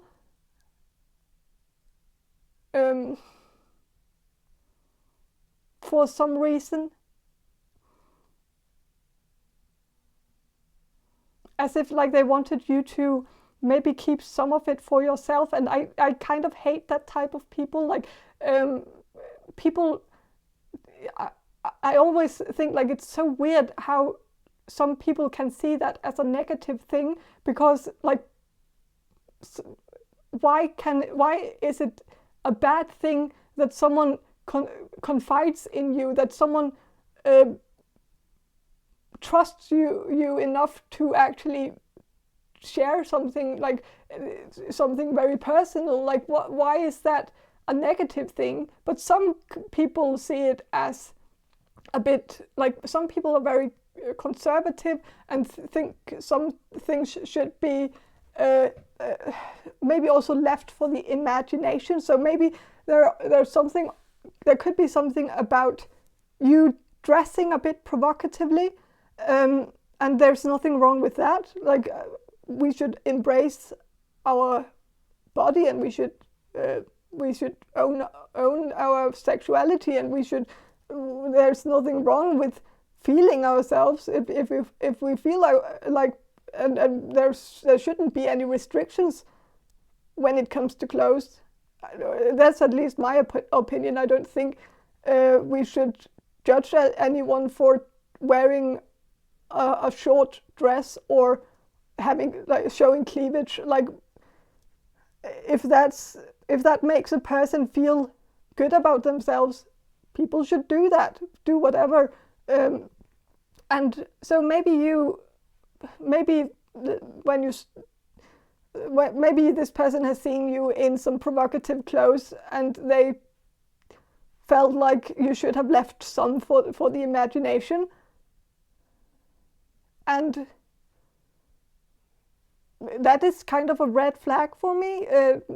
So I don't like this energy. I don't like this restrictive energy, because it seems a bit controlling. It seems like, oh, I want to have a say in how you dress. Like, I would like to change you. Like, so it is kind of this feeling where I think this person is attracted to you, and in a way, but it's more of a way where they feel like, oh, but if they should ever like consider you as like a partner or something,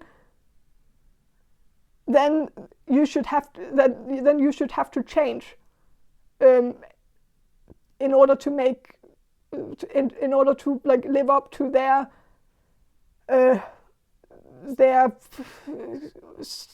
idea of how they see how they feel like people should dress or something.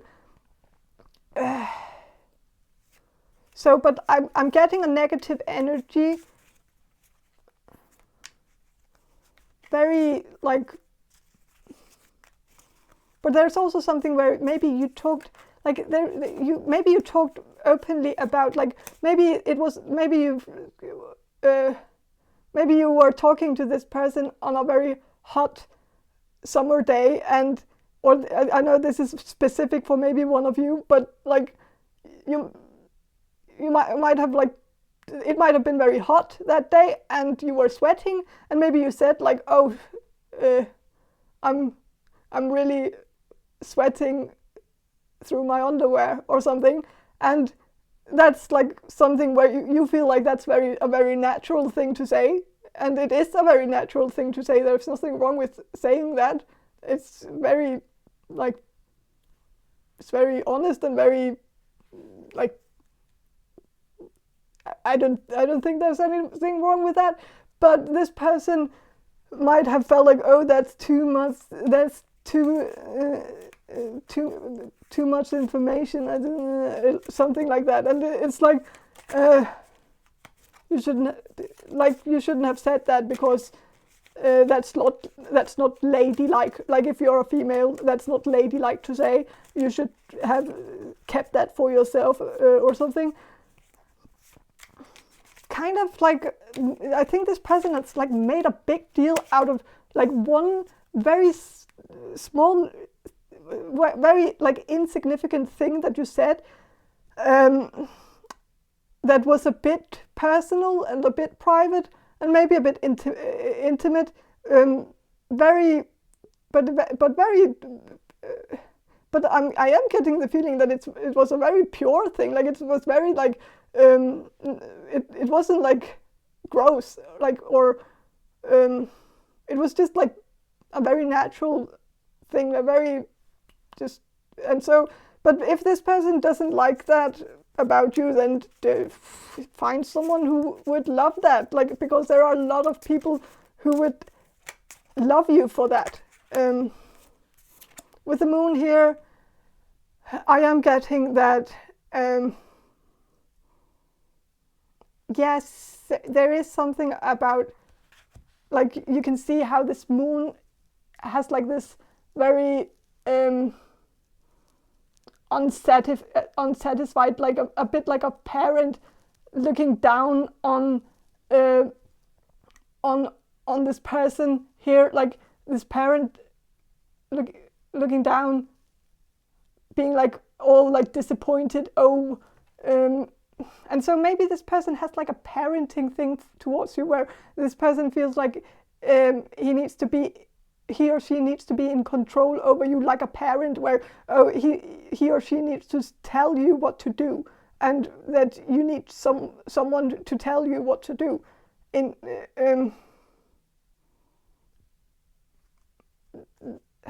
It's kind of a very controlling energy, very toxic. Like, you can see this person here, like this person is like enjoying life and has a big smile on his face, and that could be you, even if you're a female. It doesn't matter. Like this, but here, this moon here is like, why is this moon so unsatisfied with this? Like, just because, okay, there's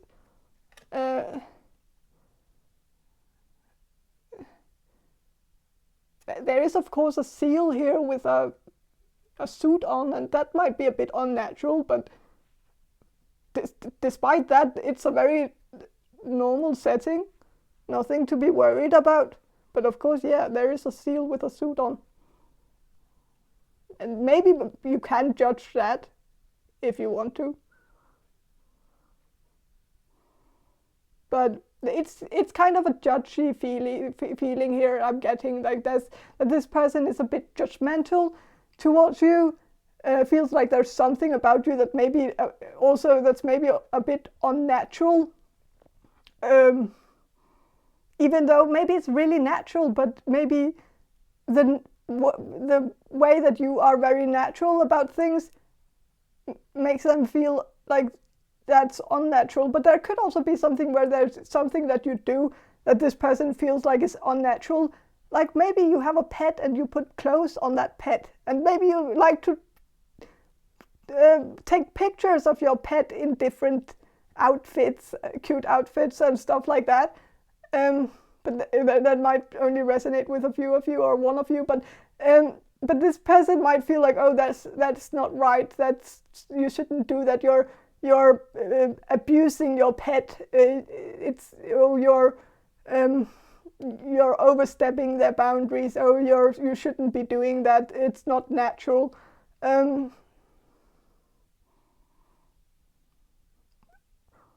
But it's your life and it's your pet, and you can do whatever. And you know also you would know if your pet didn't like it. Like I think if you have a pet, I think you have a very close bond to that pet, and you know that pet really, like you know it really well, and so you know when it's uncomfortable, and you know when it's comfortable, and you know what you can do to it, and you know what you can't do, and you will also know that your pet would tell you if your pet didn't like the way you dress your pet, but for some reason this person is a bit judgmental towards you, feels there's something where but there could also be something that you do for a living that this person doesn't agree on, like, oh, or maybe some of your beliefs. Maybe you have some spiritual beliefs that this person is judgmental towards, like maybe tarot. Like maybe you've talked about tarot where this person felt like, oh, that's wrong, that's devil's work, that's not something you should be talking about to anyone, that's something you should be keeping for yourself. No one should know that you're into that kind of stuff, because people would get the wrong idea. People could see you as a witch, and you could get burned on the on the stake, or what? How do you say that? Like burned on the stake, burned on the fire, burned, like, I don't know, but burned that like a witch, or something. Like this person feels like, oh, you shouldn't be open about what you do because what you do is unnatural. It's weird. It's or something very prejudiced, very toxic, very judgmental. Sorry, but it's your crush. I know I'm being mean to but I have to. I have to say it as I see it. And with the Two of Swords here, I think this person sees you as like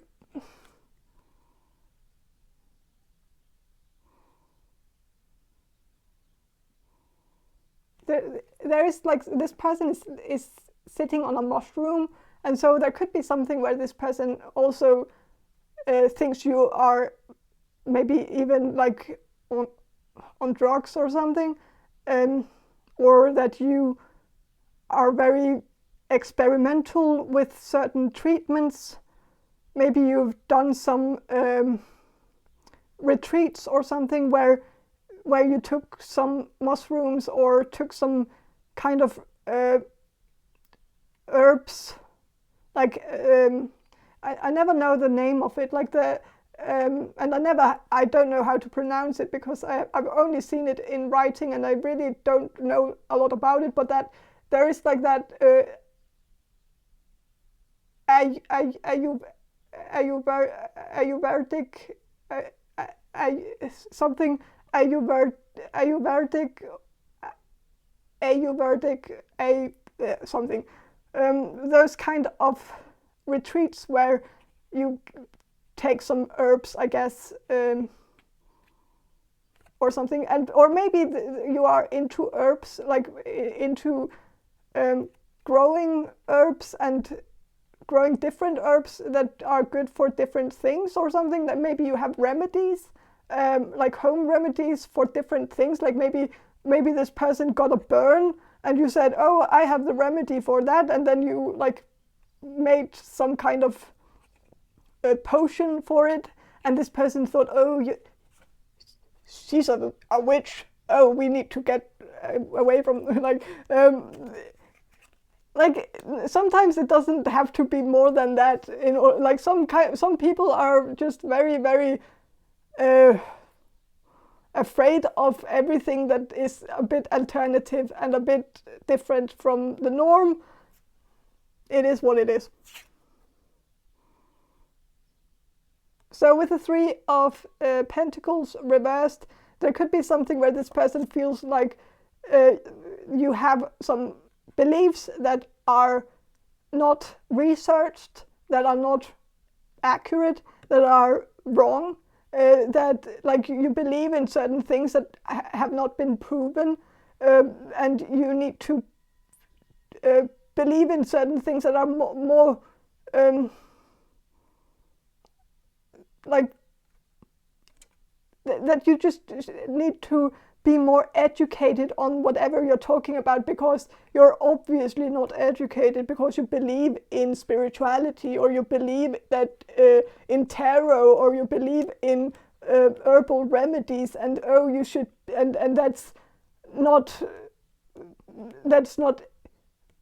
you can't be educated and also believe in that kind of stuff, and especially if you believe in crystals, because if you've been open about crystals with this person, they would label you as a freak, like right away, like they would, because like this person that just sees crystals as mumbo jumbo, something like a big scam, and just like a scamming industry that is not like researched and not proven and just stupid, and only weak souls believe in stuff like that. It's just for the weak, who and stuff like that. I'm getting a really judgmental energy from this person. Like I don't like this person, and I'm going to be open about that. I would like to, if you found someone a bit more open and tolerant, not that discriminating, not that judgmental, but we can't control who we are crushing on. Like sometimes we get a crush on someone purely because they are different from us, but sometimes different is not necessarily good, because we are awesome sometimes, and so our polar opposite is not that awesome. So Five of Swords.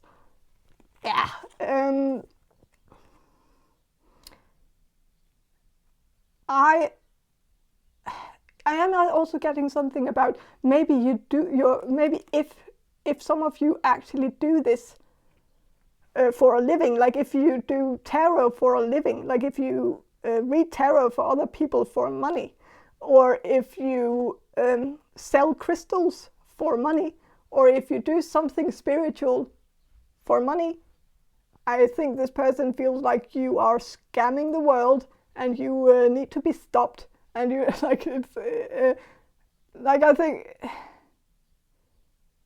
there's just something where this person is very against what you do, and doesn't believe in it, and believes that it's a scam, that you're scamming people, that you're not being truthful towards people. Maybe you've told this person that you're a psychic and they didn't believe it, and they felt like, no, there's no such thing as a psychic. You're just, and this person is very closed off, very, maybe there's a reason why this person is so closed off. There could be something about this person actually being kind of psychic themselves, or that they were as a child. I am getting this one, it might only resonate with one of you, but I think this person might have been like a seeing child, where this person saw ghosts and saw or heard ghosts as a child.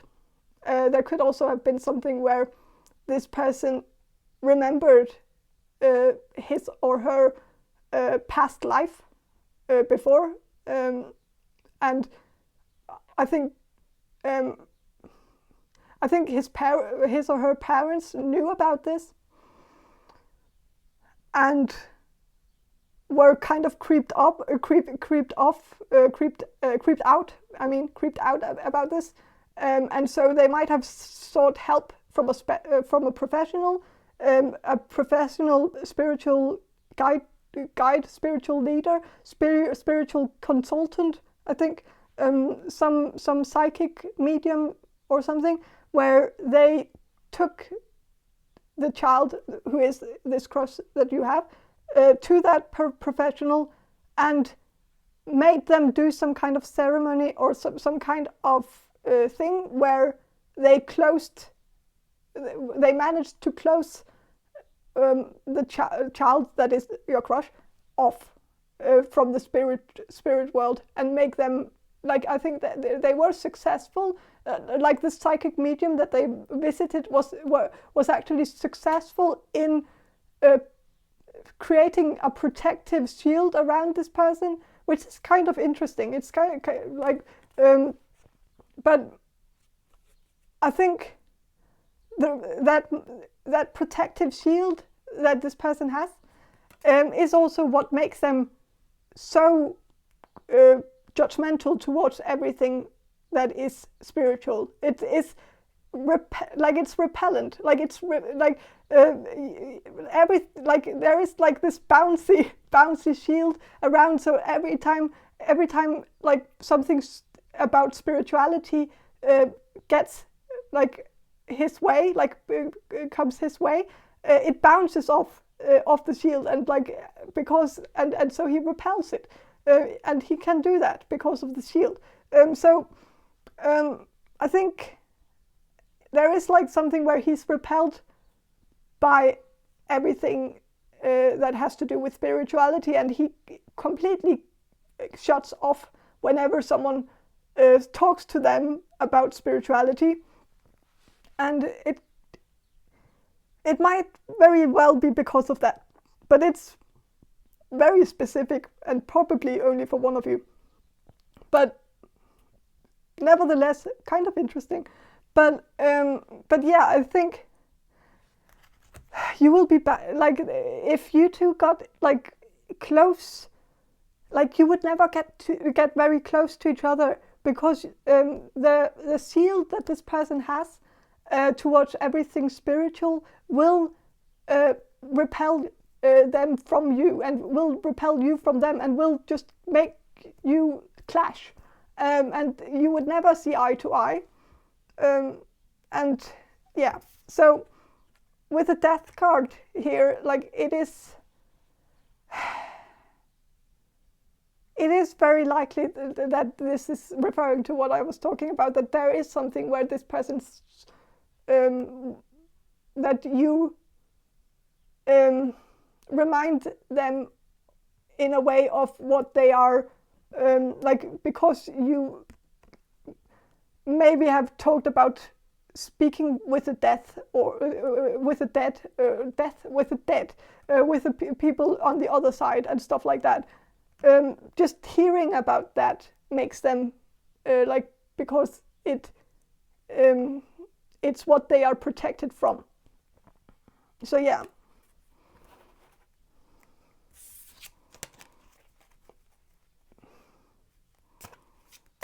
But yeah, so I think that's all I have for you. Group number 5.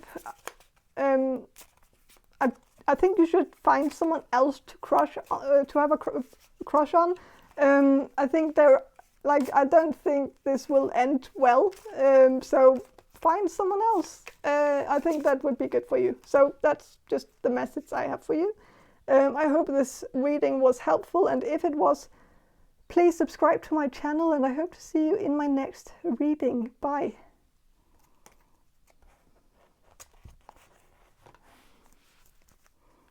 Hello, group number 6. You chose this Rider-Waite tarot deck, and I will start with some channeling, and then I will shuffle the cards for you. So, okay, I will start with the channeling first. So, group number 6. Group number 6, the people who will choose group number 6, the people who have chosen group number 6 in the future. Group number 6.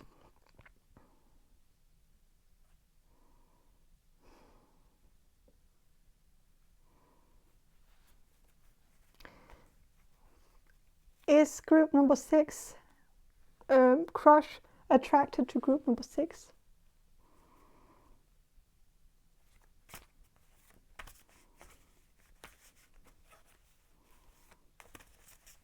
I am getting a very nervous energy here. I think this person is really nervous around you. Very, like, I'm getting something about this person maybe choking up whenever you're around. So I think this person feels like they can't really get like any words out. Like they can't really say what they want to say when you're around.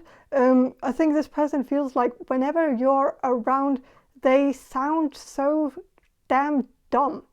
Like, it's like they can't think straight, and so they just end up saying a lot of bullshit. And maybe they also end up there's like two things I see here. Either they just choke up and they can't say anything, or they start rambling about things that doesn't completely make sense. That's like very on. Like it's like it doesn't really make sense.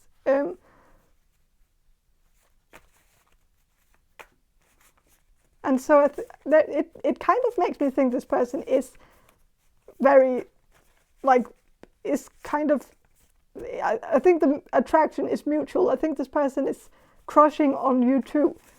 But I think this person doesn't like how you have an effect on this person. Like they don't like the fact that they can't like talk freely when they are around you, and they don't really know how to fix that, and they might have lost hope in like ever finding a solution to this, because they might have tried a few times to talk to you, but like they can't.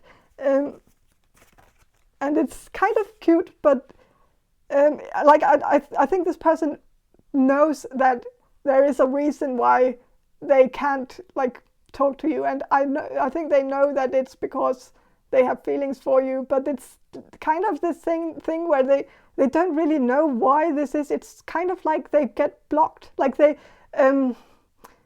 it's kind of it just turns blank, like when you go to an exam and like you get so nervous and like your brain is just blank and you forget everything that you were supposed to say. And like I think this person actually feels that way about exams too. And like I think this person has like a very intense fear of going to exams.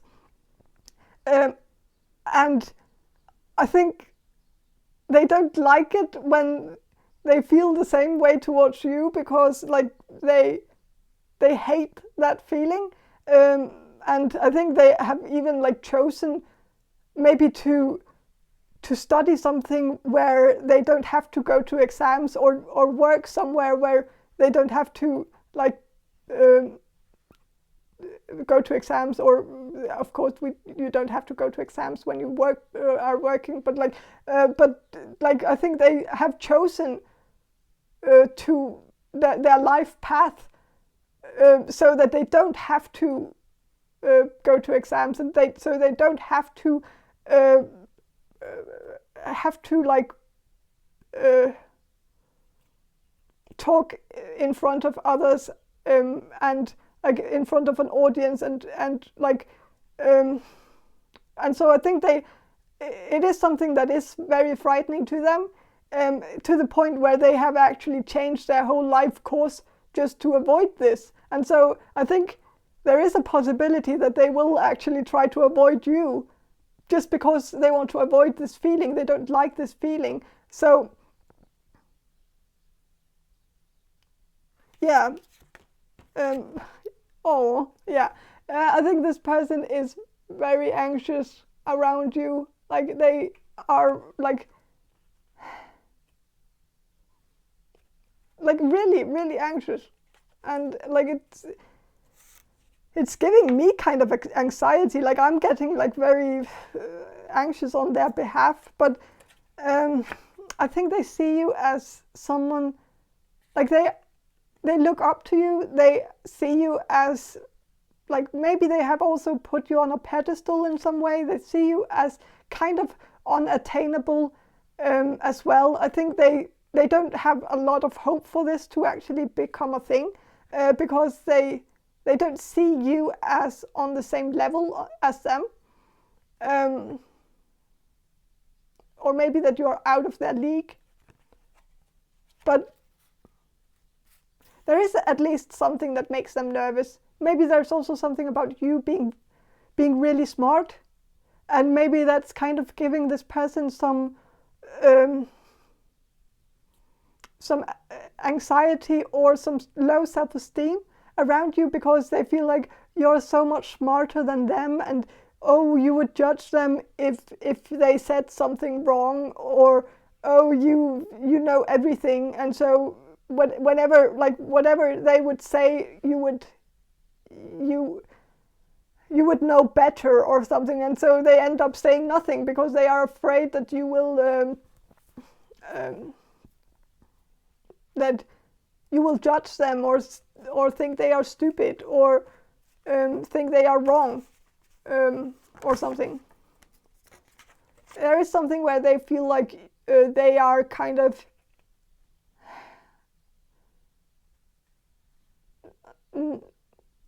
that you are on a pedestal, but they are not. Like they are on the bottom, you are on the top.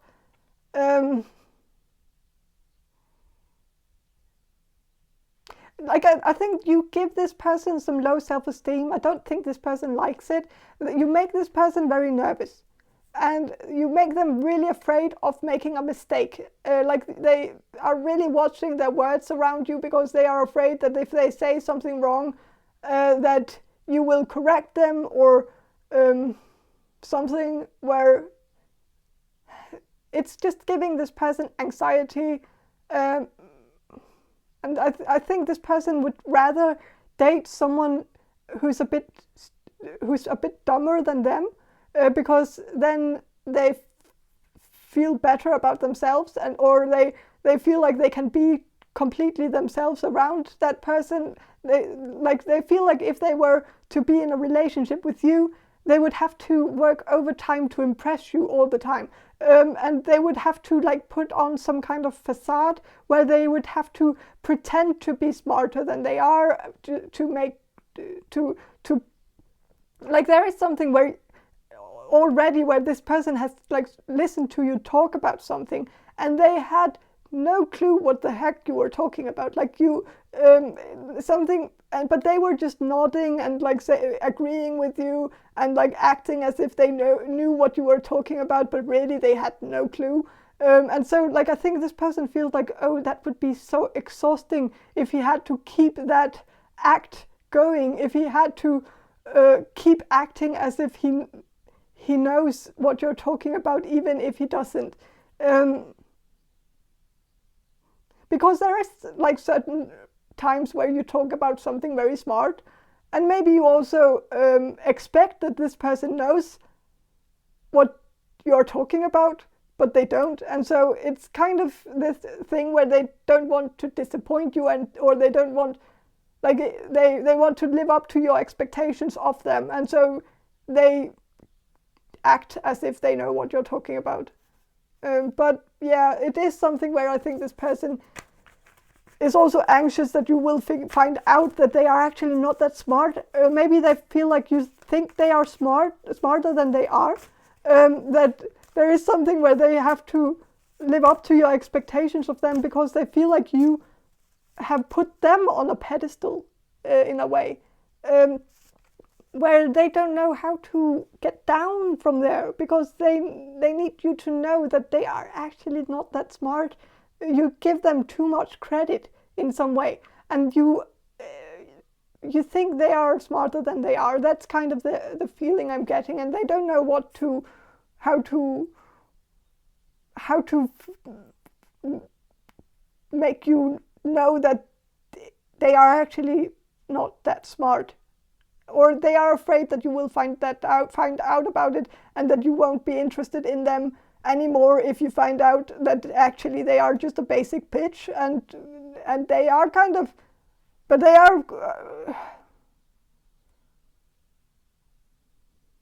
I think they are actually at peace with it in some way. They just want you to be at peace with it too. I don't know. With the 10 of Pentacles, there could be something where this person actually sees you as marriage material in a way. So like, I think they see you as like someone, like I think they kind of are afraid of this as well, because there might be something where this person has like some kind of commitment issue, where they get a bit scared when they meet someone where they feel like there's potential for a long-term relationship, because they are not really ready for it. So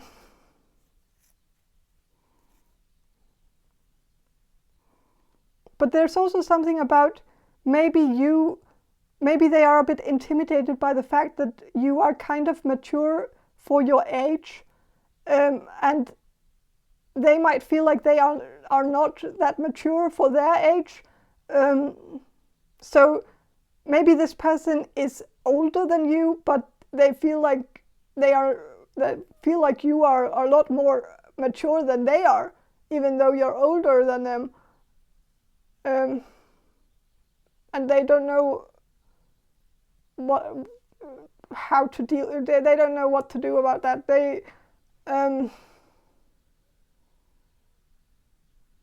Yeah.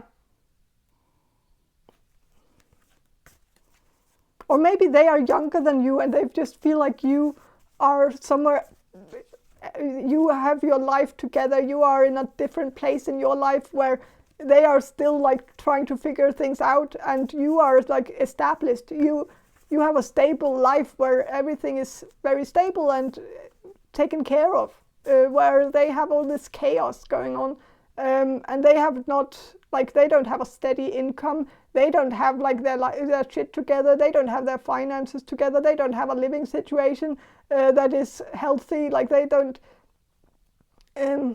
While you are the opposite, you have everything together. Like everything is just more taken care of when it comes to you. And I think they feel like you should find someone who has things under control as you have, like who is like in the same place in their life as you are. I think there's also something about this person maybe feeling like you are a bit like you are kind of settled in your place, like you have maybe bought a house or bought an apartment or something in the city that you live in, and maybe you've done that because you are very certain that you're going to stay there, like you're not going to move anytime soon. But this person might be more like thinking of moving away, thinking of like traveling the world, thinking of doing like I think maybe this person just feels like you are very in two very different places in your life. Or it could be the other way around, by the way. Like it could also be them who has like settled in the city, and you might be like thinking of going out traveling. And so like it's just that you want different things in life, and you are different places in your life or something. But yeah, but I want to see what this person finds attractive about you.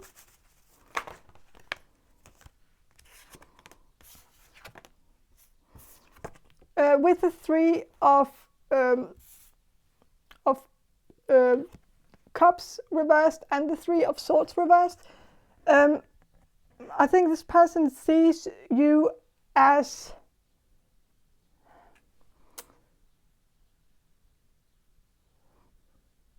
like you're very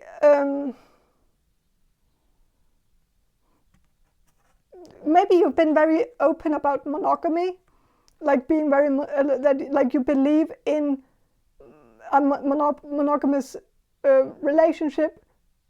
You believe in like finding the love of your life and like being with that person for the rest of your life.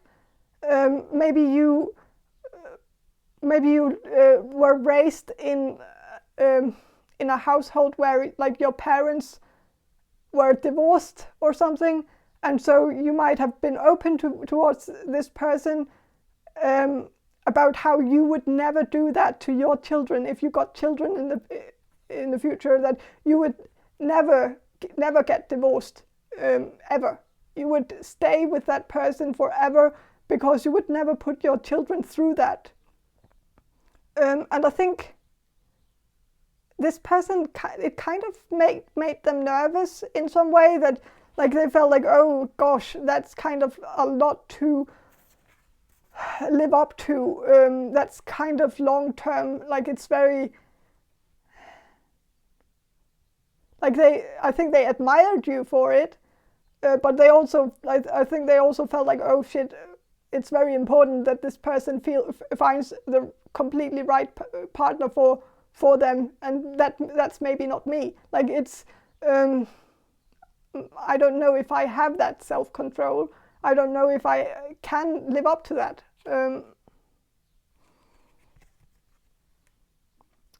And with the 10 of, but I think they still found that attractive. Like this, it is still something they like admired. They saw it like, wow, that's amazing that this is someone who would go through thick and thin for a partner, and this is someone who actually understands the concept of marriage. This is someone with the right values in life, with the 10 of Pentacles here as well. Like this is someone who has the right values, who's like this is like a really good person with the right mindset, and this is someone who prioritizes the right things in life, and this is someone, like I think this person really admired that and was really, really attracted to that. But I think it also intimidated them a bit in some way, where this person felt like, oh, but am I... Maybe this person has some kind of idea of themselves as a bit of an asshole, and I don't know if this person is an asshole. I don't think this person is that bad, but it's like this person might see themselves as a bit worse than they actually are. Like they have this fear that they could lose their self-control. I am getting one thing here. Okay, so I think this person could have had OCD as a child, where this person got like some obsessive urges, like sometimes where like they felt like there could have been something where they felt like if they were like in a tall building and a window was open in a tall building, they would feel like, oh shit, what if I get like the urge to just jump out of the window, like and like they might have had a fear about like their own self-control in a way where they felt like, oh, what if I just get like the urge to do that and then just jump and like and I think they felt like that could happen, like they, and so, but I think they grew out of it. I think this was more when they were like younger, that they really struggled with this. They struggled with these thoughts of like, what if I just like jump off the cliff?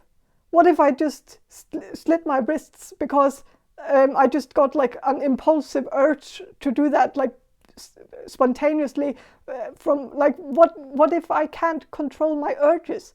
And I don't think this person like has any problems with that, with controlling, like it's never happened. Like it's never, these obsessive thoughts have never, or compulsive, like it's compulsive thoughts, I think, but they have never actually happened. Like it's there. There's no situation where this person actually went through with any of those compulsive thoughts that they had, these compulsive urges, but they still have that like kind of this fear of like, what if I do something that sabotages all of this, that sabotages your trust, like what if I do something that ruins everything, like from one day to the other, like, so like there is something about like this person fearing that like they will do something that just fucks everything up, and so like I think it's very important for this person to have like a lot of freedom in some way, where or no expectations. Like I think this person gets really, like if someone comes in with a lot of expectations and like says something like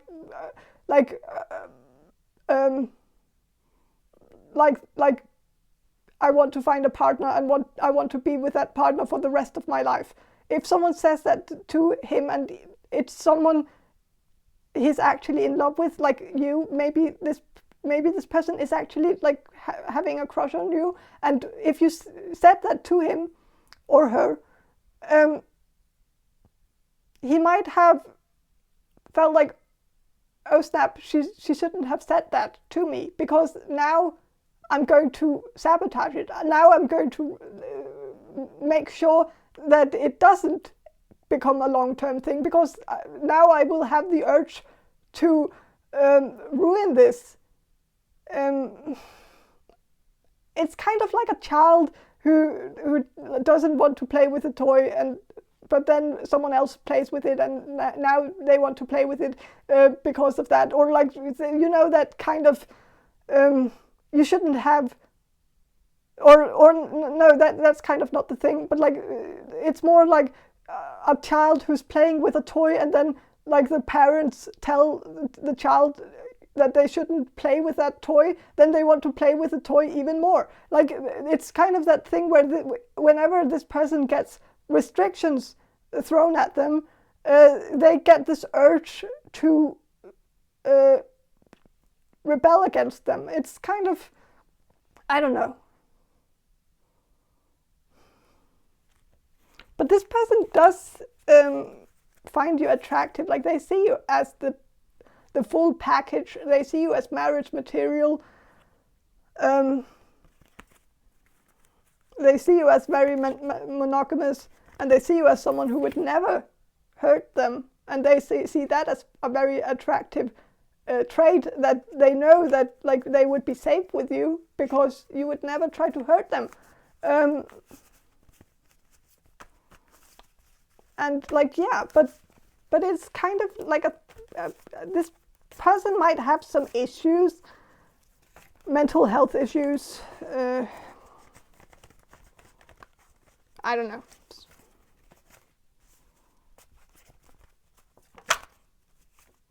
I'm not feeling completely like optimistic about this. There is something about temperance here. Like, if this should work out, I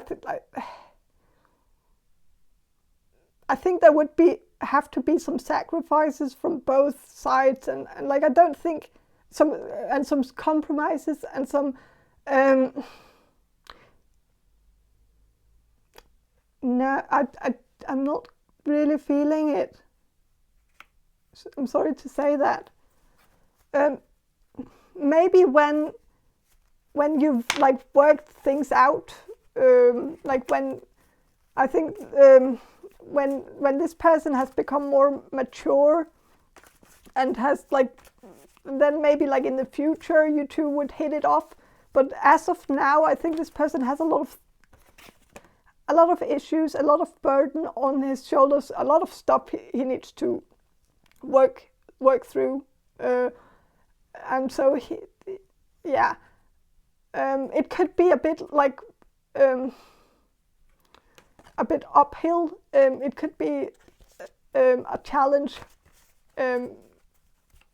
So I think maybe you should find someone else to have a crush on. Even though I think this person is very much is attracted to you, but there could be someone who's a king of swords who's better suited for you. So maybe an air sign. So a Gemini, Libra, or Aquarius, who could be a better, or a Virgo, who could be better suited for you.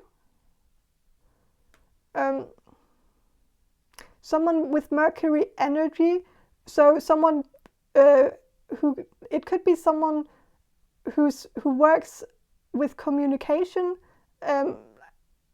for a living, like who communicates a lot at work.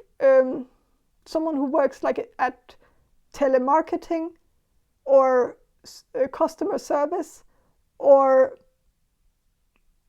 just a job where communication is very important. Like writing as well, advertisements, advertising, marketing, branding, PR.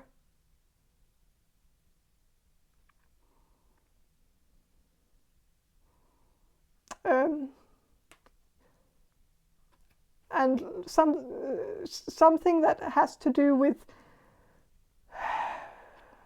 communicating something out to others, like communicating something out to customers, or communicating a message out to people, some kind, like, so I think, I don't know if you know this person yet, but I think you will know them soon. You will meet them soon. I'm getting something about 6 months from now, but it could be, that could just be for one of you. But there is at least someone coming in who is working with communication for a living. So that's a clue, I guess.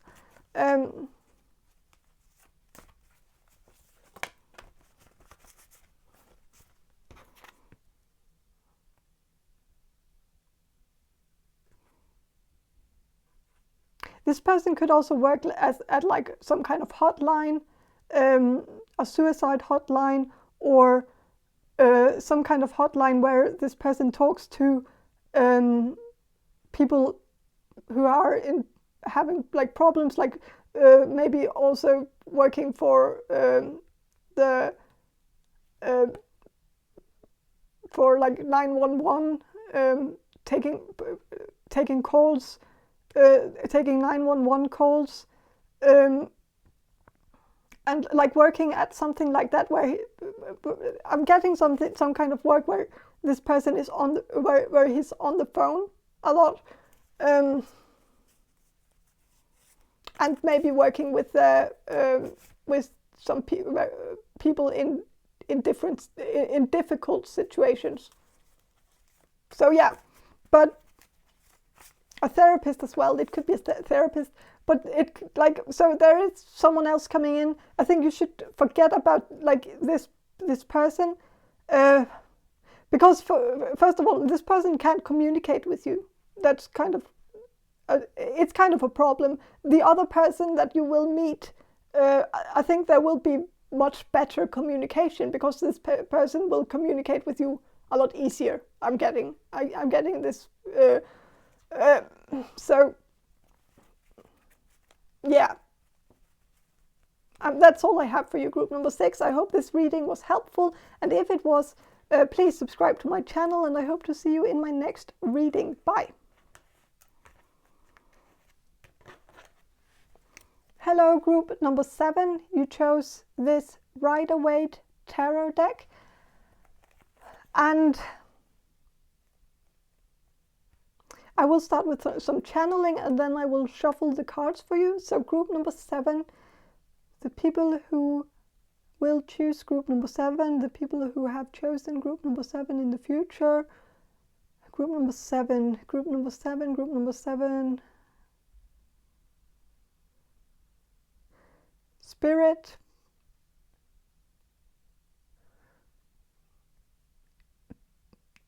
does group number 7's crush find group number 7 attractive?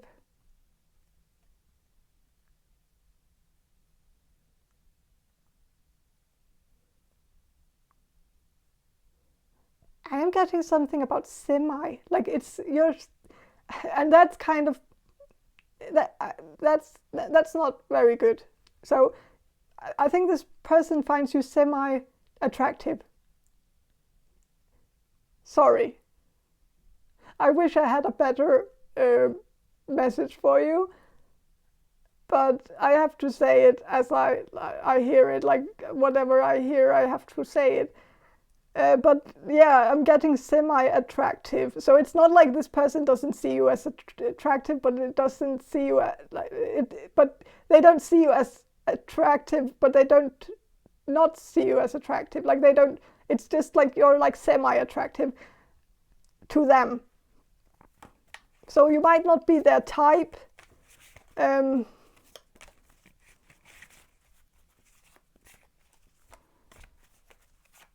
But I think they like you, but just not that way, in that way. Like maybe this person wants to friend zone you a little bit. Maybe they see you as. There is something about strength reversed here, so this is kind of annoying. And I'm not. This might only resonate with, it's not necessarily for all of you, but this person could have a type where like this person is very attracted to people who go to the gym a lot and are very like athletically fit, and you might not be very fit, like you might not focus so much on fitness and going to the gym, and you might have other things that you are interested in doing, and you might see that as kind of not your thing, and that's like there's nothing wrong with that.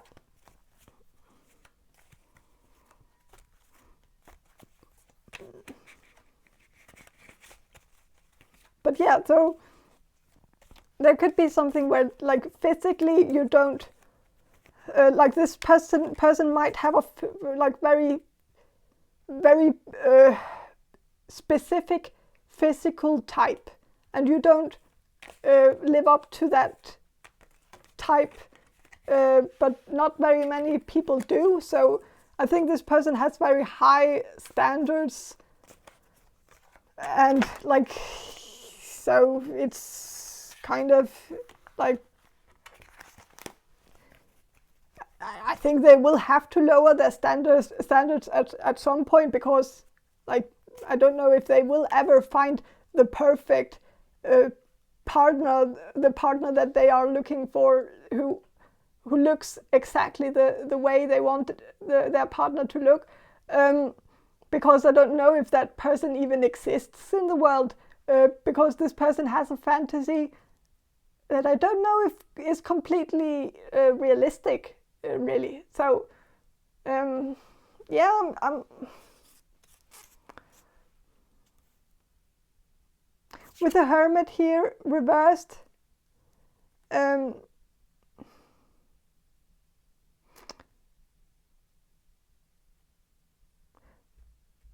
There could be something about this person being very perfectionistic, because the Hermit is Virgo. So I think like when it's reversed, I think of the bad traits that a Virgo has, and those traits could be perfectionism,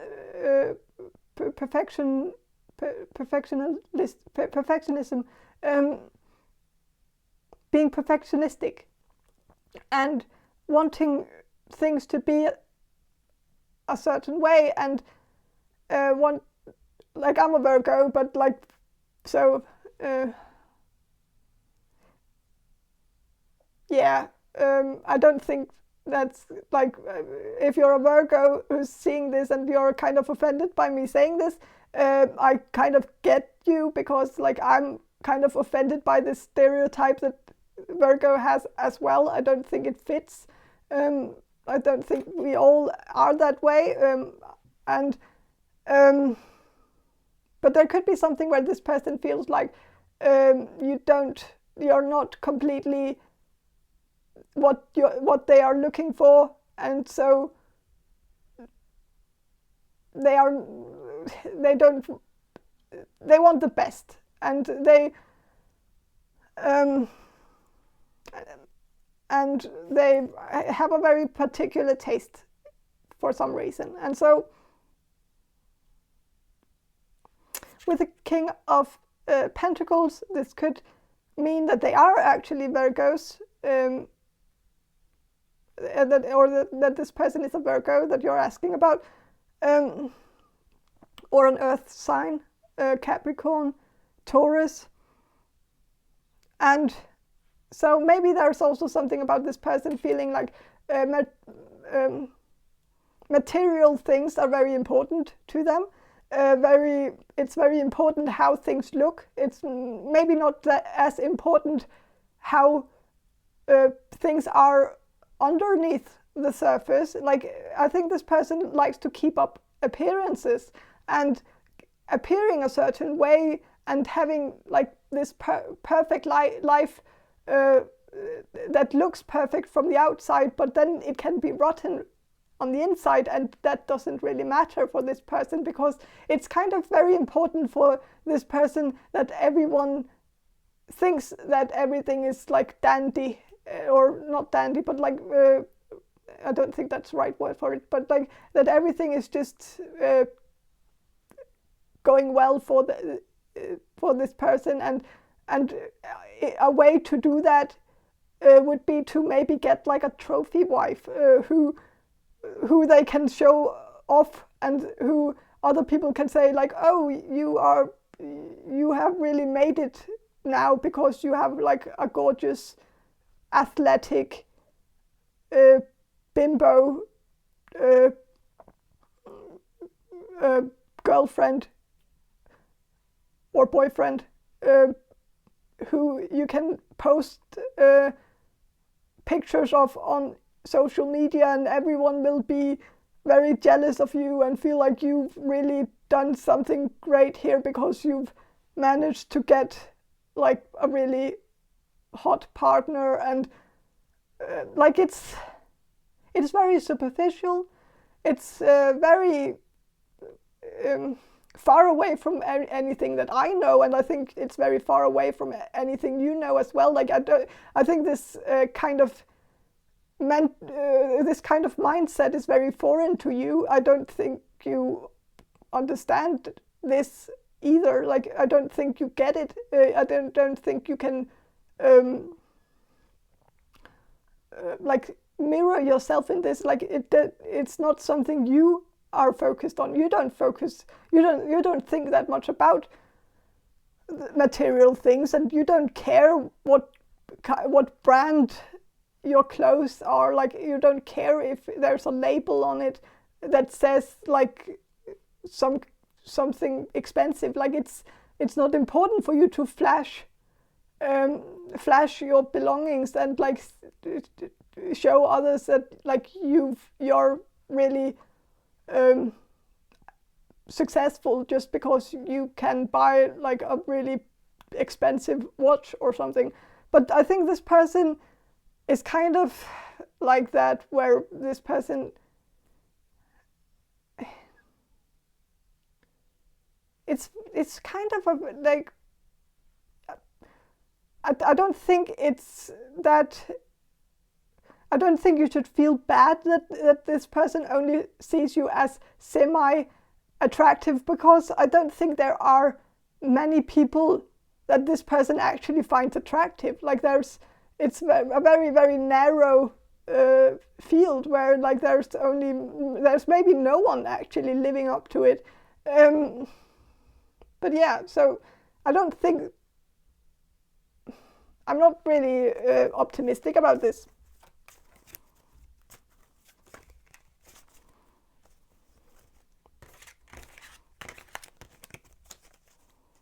But I want to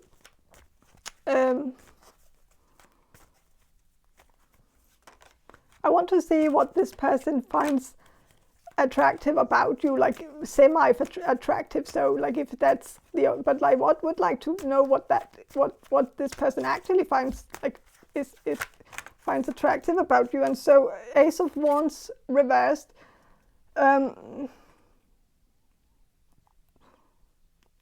I think this person likes the fact that you are not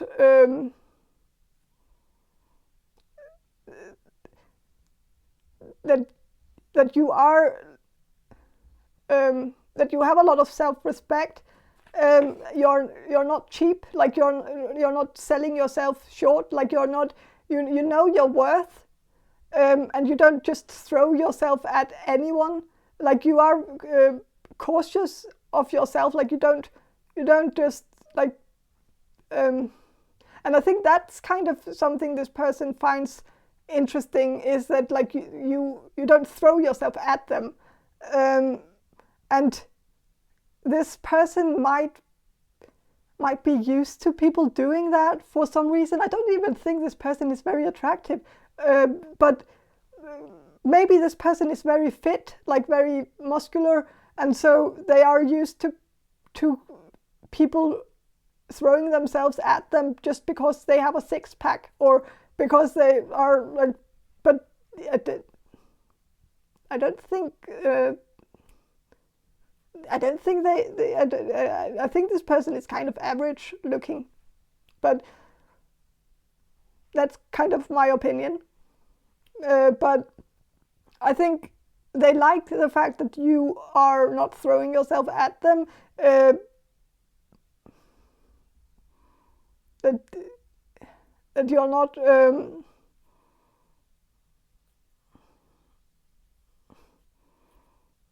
Yeah, so I think there is something where this person is interested in the fact that you are not completely head over heels in love with them, or at least you're really good at good at hiding it if you are. Like you're,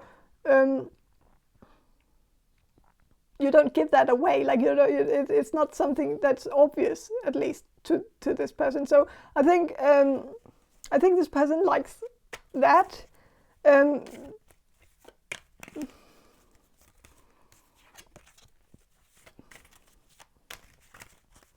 I think this person likes that you like play hard to get, that you don't show interest, that you seem to be like whatever, like, oh, so you have a 6-pack, so like we can all get a 6-pack if we wanted to, but we don't. So like, why is that such a great accomplishment? Why is that something that we should praise so much when it's something that's attainable for everyone? And like, so 2 of Swords reversed. I think this person likes it that you are, there is something here where there is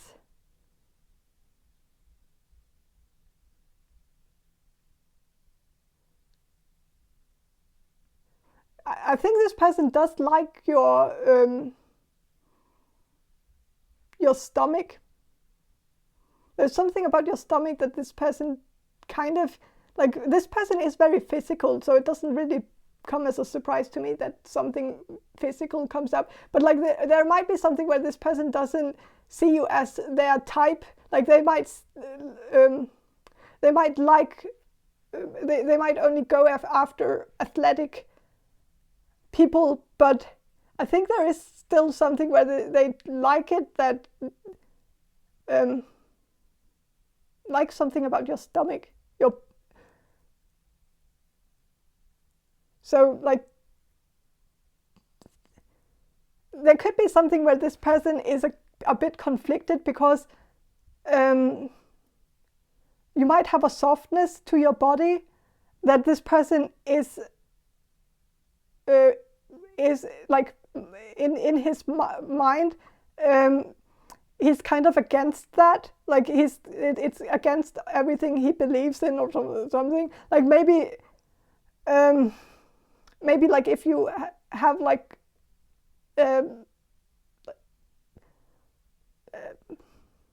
if you have some softness to your body, it might be something they are actually very attracted to, like, but they are kind of blocking it because it doesn't add up with like the with what they think they should be going after. Like they and maybe maybe this person used to be chubby as a child or as a teenager, and so this person might hate everything that has to do with like softness of the any softness, like and this person might have been told his whole life that softness is a bad thing, that it's something that they should be ashamed of, that they should hate softness, and so they might, in their mind, they feel like they shouldn't be attracted to anyone who has a bit of softness to their body, but their body says otherwise. Like there is some kind of like natural instinct inside them where they are actually attracted to this softness, and it's of course natural, because we all have some kind of attraction to softness. Like it's very natural, and so I think this person is a bit conflicted. That might be the semi-attractive thing, where that could be the conflicting thing, where they are attracted to you, but they shouldn't be, because they feel like it's not what they should be attracted to, or something. But I think they like your softness. I think there is some, even if you're not like overweight or anything, like, but there could be something where maybe you have like a soft belly or something, where this person kind of like is conflicted about it, because this person likes it, but they shouldn't. They feel like they shouldn't like it, but they are kind of attracted to it. And maybe they also feel like there is like this stigma, or like there is like that it's considered like wrong to be like a chubby chaser. Like, even I don't like, but there could be something where like this person's friends have like made fun of chubby chasers, and so this person sees it as a very bad thing to be, and so this person only goes after like very athletic people, because athletic people are like that's what they feel like they should be attracted to. That's the ideal thing. That's what they can post on Instagram. That is what that's like the ideal. So there is something conflicting thing here, where I think this person is attracted to you, but they feel like it's so it's kind of interesting.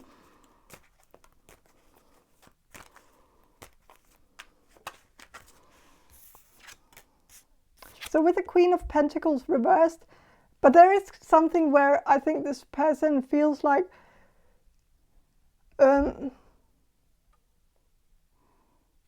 again, there is still this thing where as I said before, you're maybe not focused on the material things in the way that like this person. So there could be something where you two have different interests, different values in life. You don't want to live some life in luxury where you can buy expensive clothes and like be like I think this person has some kind of and that could also be because this person grew up like in a very poor family or something, where now this person is like fixated on luxury and living this very rich life, and I think this person really wants to live that kind of life, and I think this person sees you as someone who's not who can't live, who's not who doesn't have those values, who doesn't care about things like that, and maybe you've also been open about that you don't care what kind of brand your clothes are, because it doesn't matter as long as the clothes is pretty. Then it doesn't matter where it came from or who designed it, because it's the clothes like should speak for itself. Like it's a designer can design some ugly ass clothes, even if it's a top designer, and it doesn't have to like be a quality label. Like it doesn't have to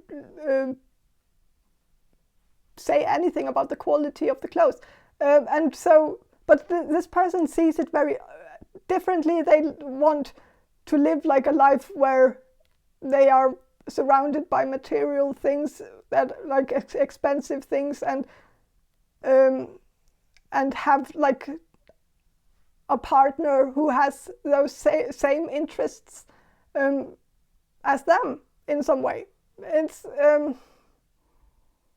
It's kind of like you're maybe a bit too down to earth in a way, and you're maybe a bit too normal. Like you're a bit too like you don't want everything to be extravagant. You also like the simplicity, and like the different like values that like are are more about the mind. Like you might be focused on the mind and expanding the mind and doing smart things and going to museums, and you don't want to just, like, if you go out traveling, you two would be completely different, because this person would be on the beach taking beach pictures and posting them on social media or something, while you would be going to museums and not posting any of it on Instagram, but like just experiencing things like that. And so I think you want different things out of life, and I just think you're a bit like you're clashing because you are from different worlds, and you live very different lives and different lifestyles. This person also is very focused on health, and you might feel like health is like eating healthy and stuff like that. Like life is a bit too short maybe to always focus on like how many calories you've eaten or something, and maybe this person is kind of like that, counting the calories, eating a very restricted diet, whereas you like to have the freedom to eat whatever you want, if you want to eat what you like, and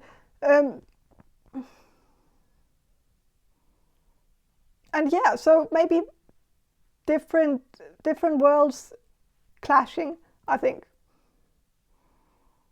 So yeah, I think that's all I have for you. I hope this reading was helpful, and if it was, please subscribe to my channel, and I hope to see you in my next reading. Bye.